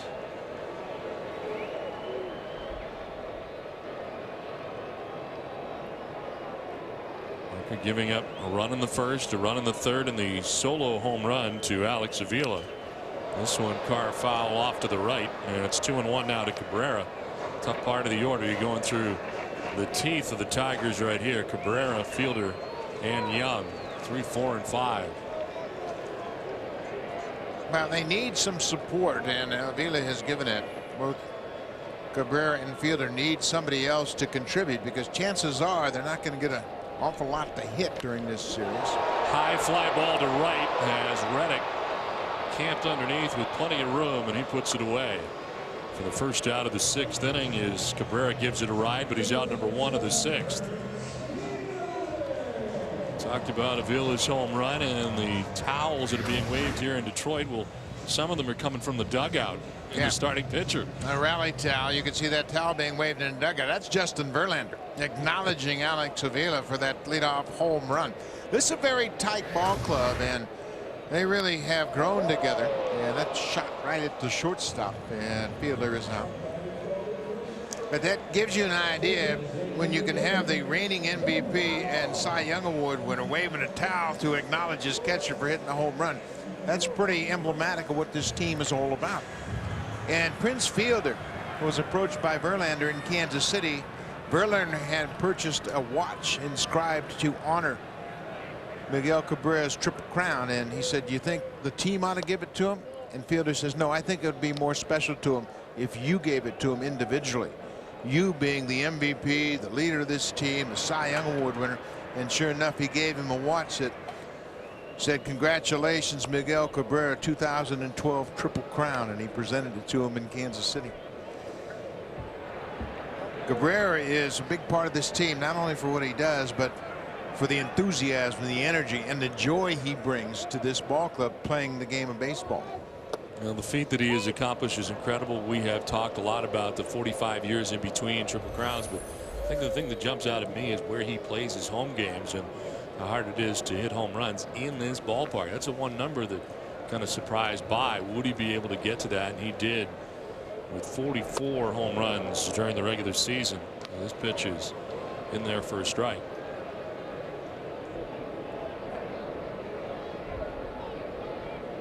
It is 5 in a row retired right now by Parker. So he tries to settle in, and Delman Young strikes out. Make it 6 in a row. It's a 10-pitch 6th inning. We're through 6. The Tigers at home on top 3-1. No, head over to the App Store or Google Play and download Team Stream now. Well, we head here to the top half of the 7th inning back at Comerica Park. It's game 1, the American League Division Series. Verlander with 105 pitches back on the hill. He's got 9 strikeouts. Second highest total in a postseason game. His career high in the postseason is 11. Struck out the side in order in the 6th inning, and has struck out 4 of the last 5 Oakland A's he's faced in the game. Here's Seth Smith. Takes the 0-1 for strike 2.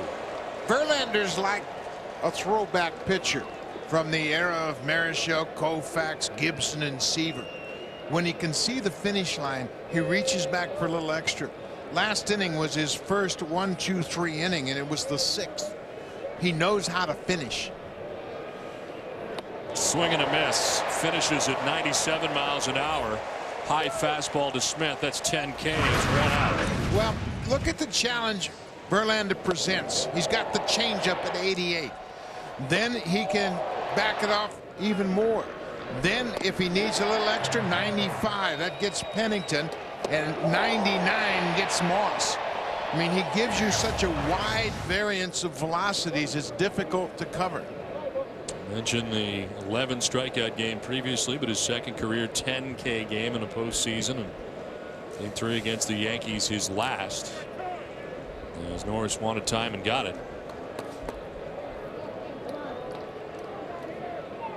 Does not appear to be showing any signs of tiring, despite being up over the century mark here in pitches thrown. Very comfortable as he breaks off a breaking ball there and misses to Norris. And it's 61 pitches through the first 3 innings.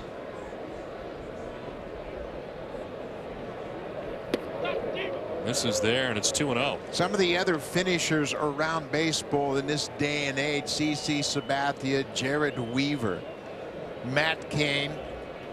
You think about the guys like Roy Halladay, Chris Carpenter, when he's healthy, they know how to finish as well. And Verlander, he does it in a different fashion in that he has the ability to crank it up to 100 late in the ball game. That's 97 and good enough. It's 2-1. And tonight marks the 26th game, regular season and postseason combined, that he's had 10 strikeouts or more. There's a 2-1 to Derek Norris. And it's 2-2. The last 2 years, Justin Verlander is truly the king of the hill. 41-13, first in Major League Baseball.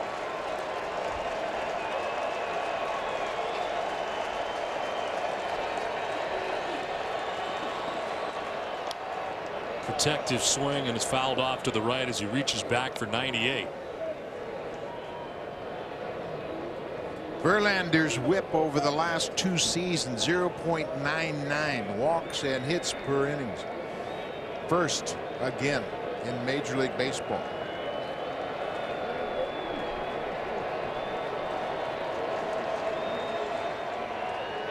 Norris is gone, and it's by way of the K. It's 5 strikeouts in a row for Verlander, 11 strikeouts in his performance tonight. That is 6 2/3 deep. That's why you don't worry about pitch count when you have a thoroughbred like Verlander. Just let your eyes tell you what to do. And right now, there's nobody in that bullpen any better than Justin Verlander. So Leland's just sitting back with his arms folded. 2 down for Pennington. That's out of the 9th spot for the A's. Struck out in the 2nd. He singled in the 5th, 1 for 2.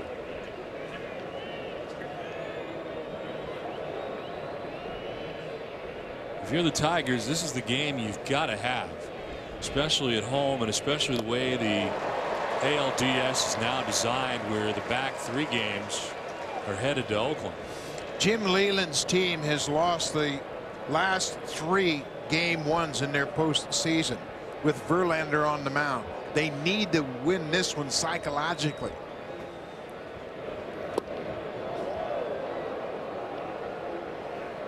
He is just 3-3 in his postseason career, but that's a little bit misleading. Last year he was charged with a loss with a rainout. He pitched just 1 inning and he couldn't come back after the rain delay. His first start in the postseason, he was 23 against the Yankees, and he just wasn't the pitcher he is right now. He has struck out 5 in a row. 6 of the last 7. And he's got a 2-2 count to Cliff Pennington.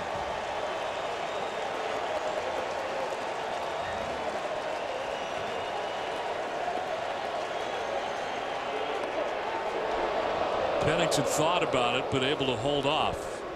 Full count now.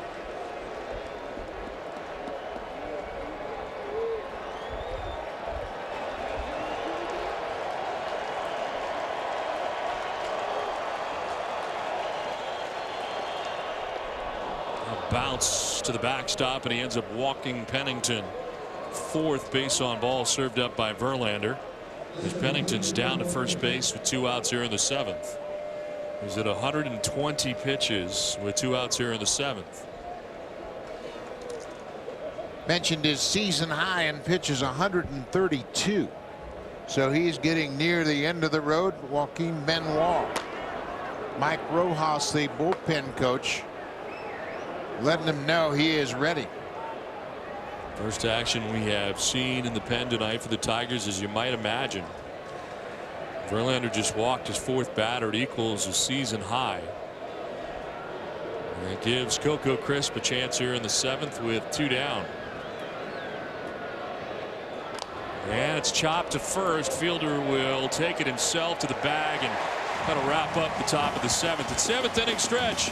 Game 1 of the ALDS from Detroit. Tigers lead at 3-1. A solo shot that gives the Tigers 3-1 advantage. A solo home run and an impressive night tonight for Justin Verlander, Don Orsillo along with Buck Martinez, and Buck thinking about this game. Verlander through the first 3 innings, 61 pitches. So worried about his pitch count, but in the end he's throwing 97, 98 miles an hour. It turns out to be his last inning is the top of the 7th. Yeah, he truly gets himself set for this, and he knows that he's a good finisher, and he'll take it into the 7th. The early struggles with his pitch count have cost him the chance to pitch in the 8th, maybe even the 9th, but Verlander tonight really put the pedal to the metal when he needed to. He had that strikeout of the side inning, and then he really kind of set the tone. Coco Crisp came to the plate. A first pitch changeup. Taking advantage of the adrenaline of Coco Crisp. He gets an easy out with the ground out to first base, and Verlander put his team in position to win. That's exactly what your ace is supposed to do in game 1. They will turn it over to the bullpen. We saw Joaquin Benoit warming in the pen. He continues to do so as the Tigers come to bat in the last of the 7th inning. And it'll be Andy Dirks who leads it off.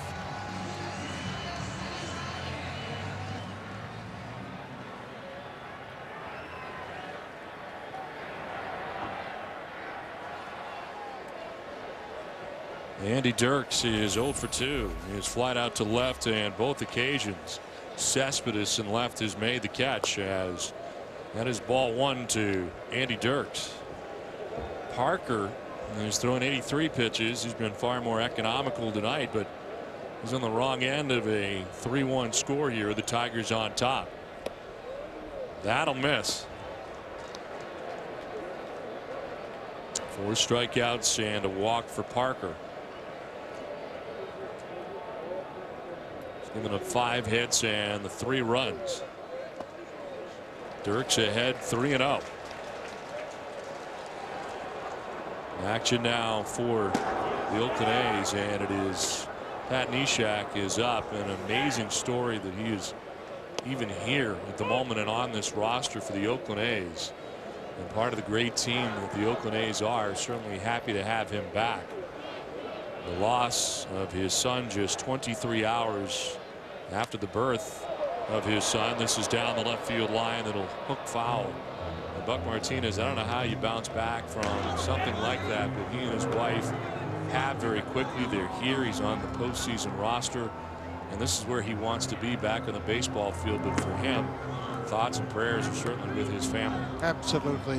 The worst thing a parent could ever imagine, the loss of a child, and he and his wife Stephanie are here at the ballpark, and they're back with their family. And it's very difficult and very challenging. No one knows what the Nesheks have gone through, but certainly they wanted to be here. And, you know, baseball families are special, and the wives are even more special because they sacrifice so much. And obviously they had a lot of decisions to talk about. Garrick John Neshek is the patch that the players are wearing on their uniform. Line to left and in front of Cespedes. Dirks is aboard to start the bottom of the 7th.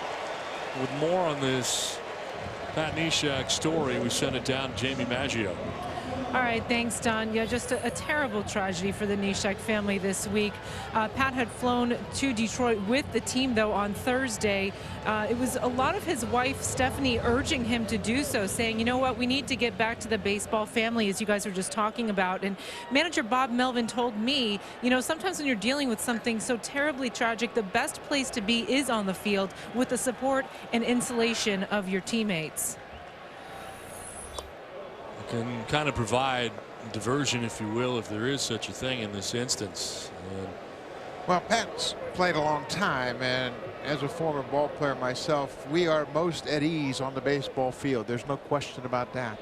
And when you have the challenges of something like losing your infant child, and you go back to what you're most comfortable with, and his wife Stephanie obviously understands that, and she needs the support of her wives here with the A's as well. And you know what, you play your whole life for an opportunity to get into the postseason, and you know you have something like that happen, and you want to be with your baseball family, and I think that's what Pat and his wife Stephanie both decided, and here he is getting ready to possibly pitch in this game. Interesting that Bob Melvin would like to get him in as soon as possible.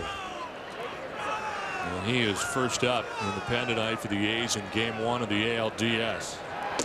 Throw to first has Dirks diving back to the bag. He's led off this bottom of the 7th inning with a single to left.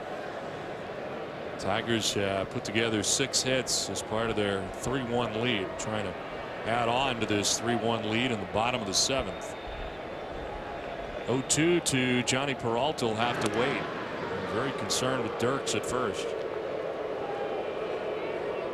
Dirks doesn't run a lot. He had just 1 steal and 2 attempts, but at the same time, we have seen that Johnny Peralta played hit and run with Delman Young earlier in the ball game and eventually turned it into a strike him out, throw him out double play that ended the 4th.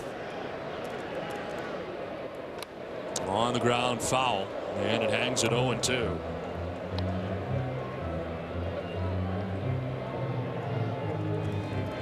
Outfield for the A's, center fielder Coco Crisp to right center, setting up a good sized gap out in left center field for Peralta should he choose to head in that direction. It's really kind of interesting with 2 strikes. They're throwing changeups, and Coco Crisp is still on the right field side of center. Throw something off speed to Peralta, and he can hit it into that vacated gap in left center.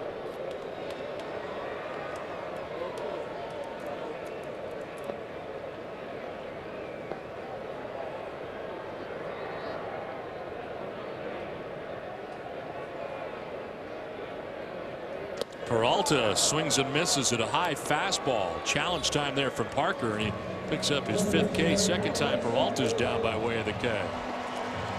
Well, that's why you have Crisp on the right side. You know you're going to try to finish the at bat hard, and that's what they do. 93 upstairs, and Peralta strikes out. They had thrown him changeups early in the at bat to set up this final pitch, and Norris does a good job of getting Parker in that strikeout count.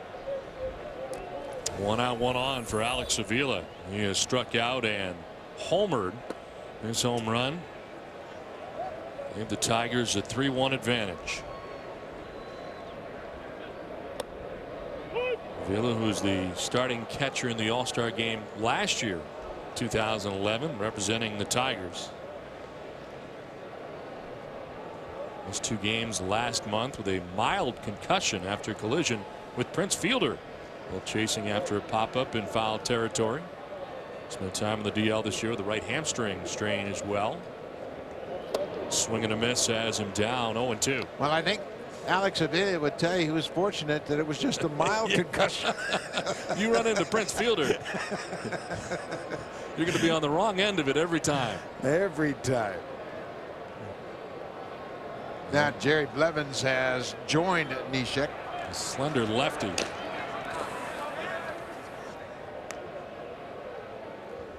The 0-2 pitch. This is opposite field and in for a base hit. Cespedes plays it on a hop. Dirks will take second on the 2nd hit of the night for Avila. And it's 1st and 2nd with 1 out in the Detroit 7th inning. This is one thing that Jim Leyland told us. He needed some consistent at-bats from the bottom of the order, and tonight Alex Avila has done that. He's 2 for 3 with a homer and a single, and he may have just knocked Jared Parker out of the ball game. Bob Melvin makes the indication, and Parker gives him 6 1/3. He'll depart responsible for the runners at 1st and 2nd, and he'll depart trailing in this game, and it is Pat Neshek who's coming into the game. We will step aside and come back with the new Oakland reliever. 3-1 Tigers.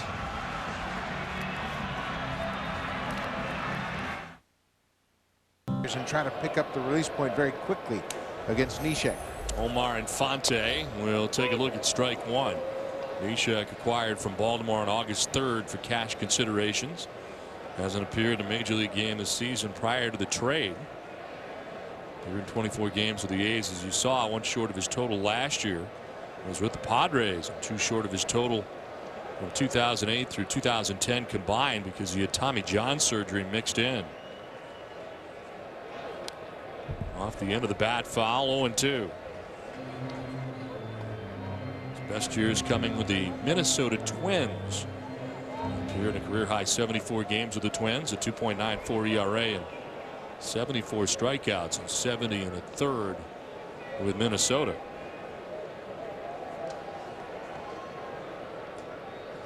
Dirks at second, Avila at first with one out, and the Tigers seventh. And that'll miss. 1-2. That slider just missed on the outside corner, and you can see then Don talking about the career path of Pat Neshek and the things he's had to deal with, and opportunity to get back with this team, even in light of the personal tragedy, is something that he and his wife decided was the best for them. And again, playing with a very heavy heart following the death of his son Garrick on Wednesday, less than 23 hours after he was born, and the A's as a team wearing the patch on the jerseys.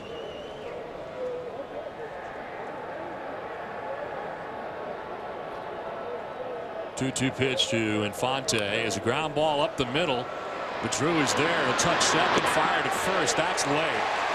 Infante will reach as Dirks takes third. They do erase Avila at second, but credit Infante for getting down the line and keeping this inning going. Boy, he really got out of the box in good shape, and Stephen Drew goes quickly to the bag, steps on it, and gets a lot on the throw, but Infante hustled down the first baseline to keep the inning alive. Stephen Drew kind of threw that off the wrong foot, and really his momentum didn't allow him to get braced on that right foot, and he didn't get as much on the throw as he might have.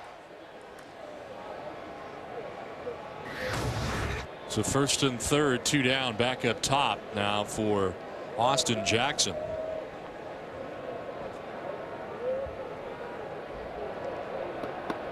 Jackson with a double in the first inning as he takes a look at strike one. Since then, a pop out to second, a fly out to right, a 1-for-3 night for leadoff hitter for the Tigers. Jared Parker looking on after 6 1/3, still responsible for the men on. He's been touched for 7 hits and so far 3 runs. It's 0-2 to Jackson. Walked 1, he struck out 5. And on the hook.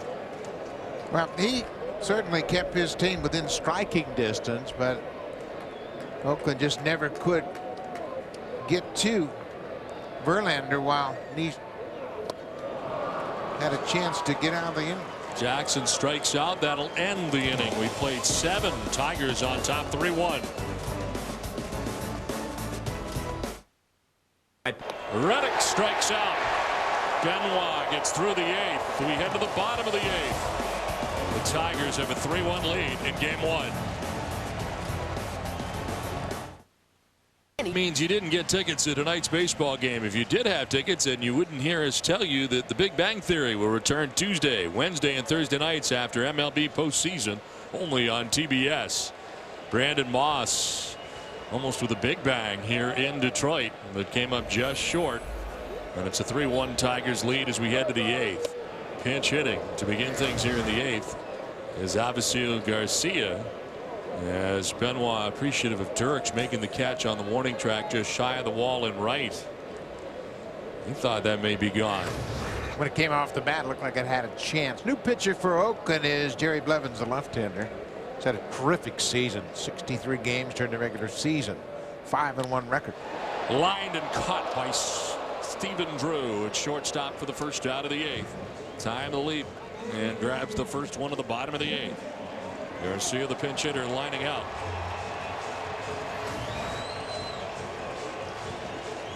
Stephen Drew has made some fine defensive plays here tonight. He took a hit away from Delman Young in the 2nd and takes one away from Garcia as a pinch hitter here in the 8th. Miguel Cabrera takes a pitch inside from Jerry Blevins. Cabrera has grounded into a double play, 6-4-3 in the first. Walked in the 3rd, flied out to right in the 6th inning.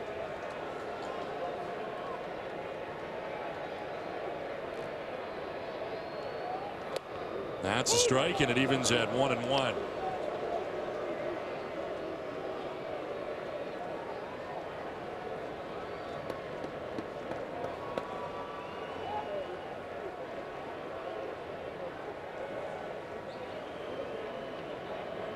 Blevins with 63 career appearances, equaling a career high for him during the regular season.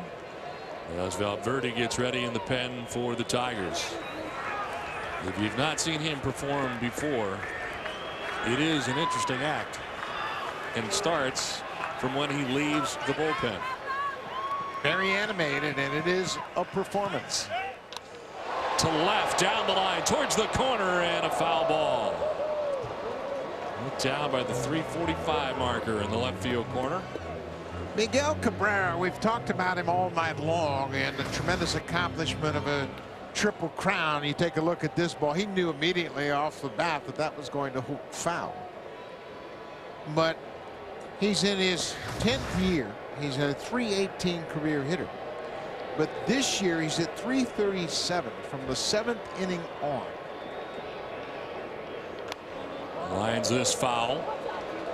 What's so impressive about that is that he is facing the setup guys, the tough relievers, and everybody's making a pitching change against him late in the ball game. And just to make sure you understand the impact of these two guys, fielder behind him is hitting .337 from the 7th inning on as well.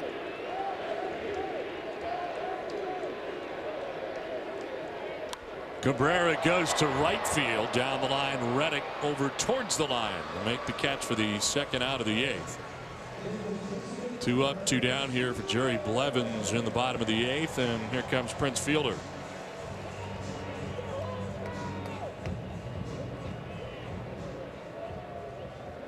Fielder has fly to left, popped out to second, lined out to short. 0 for 3 night for the Tigers first baseman as he bats with 2 outs in the 8th.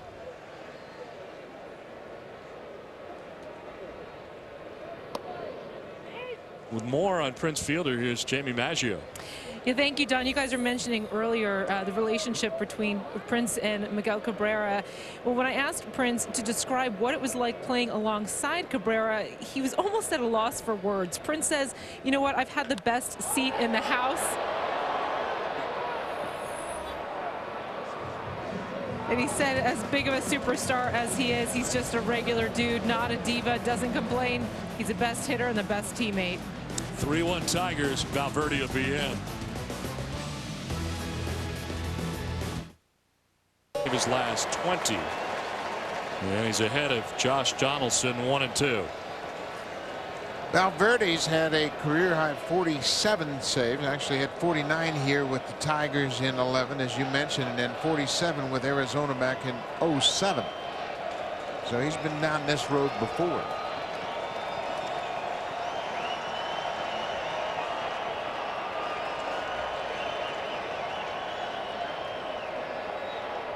Swing and a miss. Valverde's got out number 1 of the 9th inning.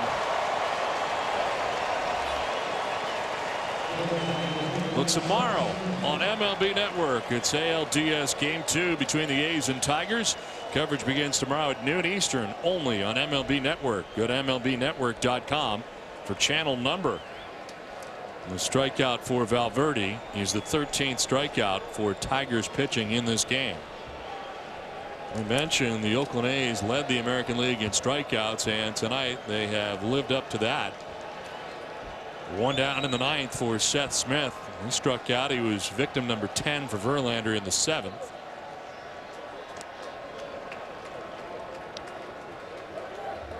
As far as pitching goes, this is exactly how the Tigers wanted to work out. Verlander for 7, Benoit for the 8th, and here's Valverde for the 9th.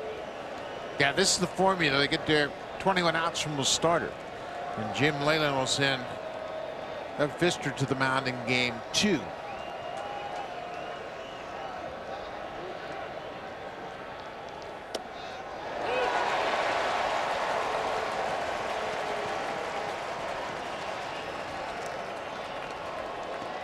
Don Orsillo, Buck Martinez, and Jamie Maggio coming to you from Comerica Park in Detroit. It's game 1 of the American League Division Series between the Oakland A's, the winners of the West, and the Detroit Tigers, the winners from the AL Central, going head to head.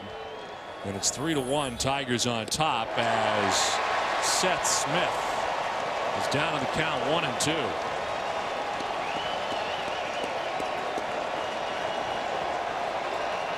We got the Reds and Giants coming up next.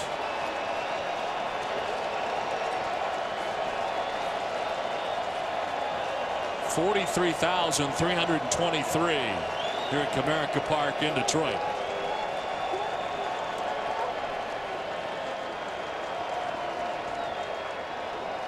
Smith strikes out, 2 down in the ninth.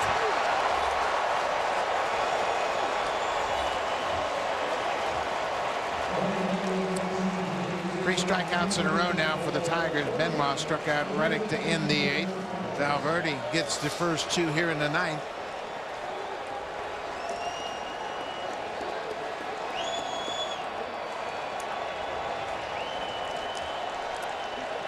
Pinch hitter here for the A's, George Kataris, pinch hitting for Derek Norris.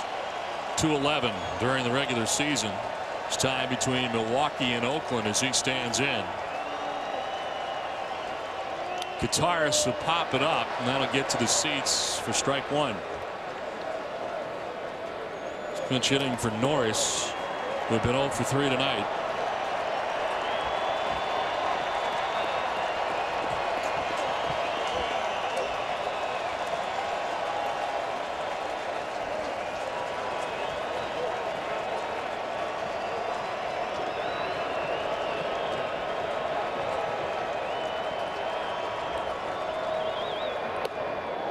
Ball 1.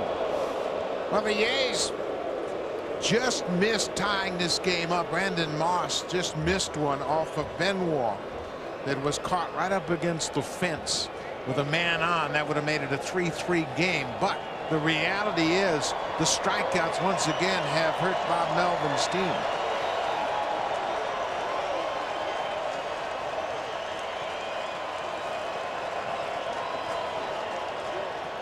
Kataris will pop it up right side of the Tigers infield. Fielder in foul ground makes the catch, and the Tigers take in 1. They wanted it badly with Verlander on the mound, and it was textbook for the Tigers the way Jim Leyland wanted to draw it up. Verlander for 7, Benoit for the 8th, Valverde for the 9th, and altogether 14 strikeouts for Tigers pitching as they take game 1 at home. Well, the experience of Justin Verlander did not allow him to get concerned after Coco Crisp hit a leadoff home run. Verlander never really got settled in until the 6th when he struck out the side. He struck out 5 in a row from the 6th to 2 outs in the 7th, and really showed his pedigree by slamming the door on the Athletics. Over the night, they were able to collect just 4 hits. And the power pitching of the Tigers came through, and the Tigers win game 1 of a postgame series for the first time in 4 series. Now tonight's Chevy player of the game is Justin Verlander. And in 7 innings, he gives up 3 hits, just the 1 run, the home run by Coco Crisp, 4 walks. He walked 11 strikeouts in this performance for Verlander. Pitch count was high early, but he gets through 7 innings. Yeah, he's a horse. He's truly an ace of his staff, and he can strike you out with a changeup, a curveball, a slider, or a 99-mile-an-hour fastball, as he did to Brandon Moss early in the game. He is truly one of the best pitchers in all of baseball, evidenced by his Cy Young and MVP from a year ago. We will step aside and come back with more from Comerica Park. Tigers win this one 3-1. Back with more after this.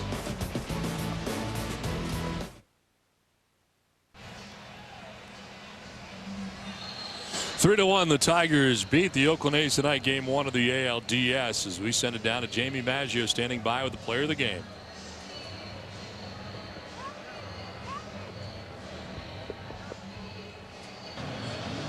All right, thank you, Justin.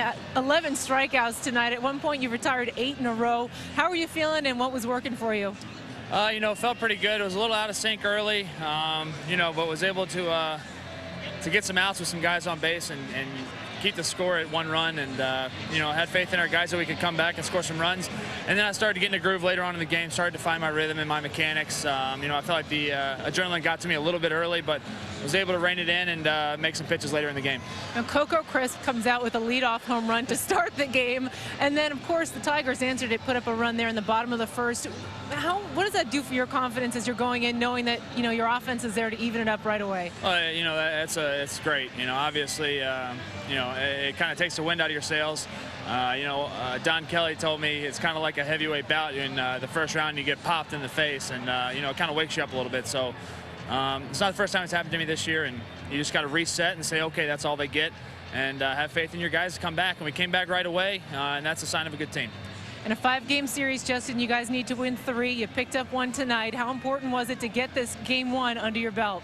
Well, obviously, game 1's important. Having 2 games at home to start is important. We need to win both of them. Going into Oakland's a tough place to play, we got 1. Hopefully we win here tomorrow and go to Oakland and win 1 there. Well, congratulations. Great game for you. All right, thank you. All right, back to you.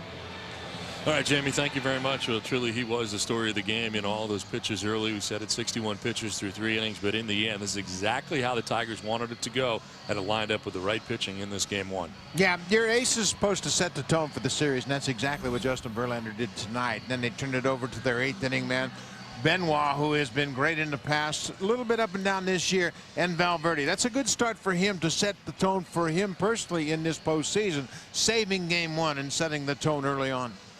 So it is the Tigers able to take game 1 of the ALDS here from Detroit, and what was a very good victory for them, and the Tigers will now hope for game 2 here in Detroit. For Buck Martinez, Jamie Maggio, and the rest of the crew, I'm Don Orsillo saying goodbye from Detroit. Following a quick break, we'll send you to Matt Weiner in our Atlanta studio. TBS is your home for the MLB Division Series and exclusive home of the American League Championship Series.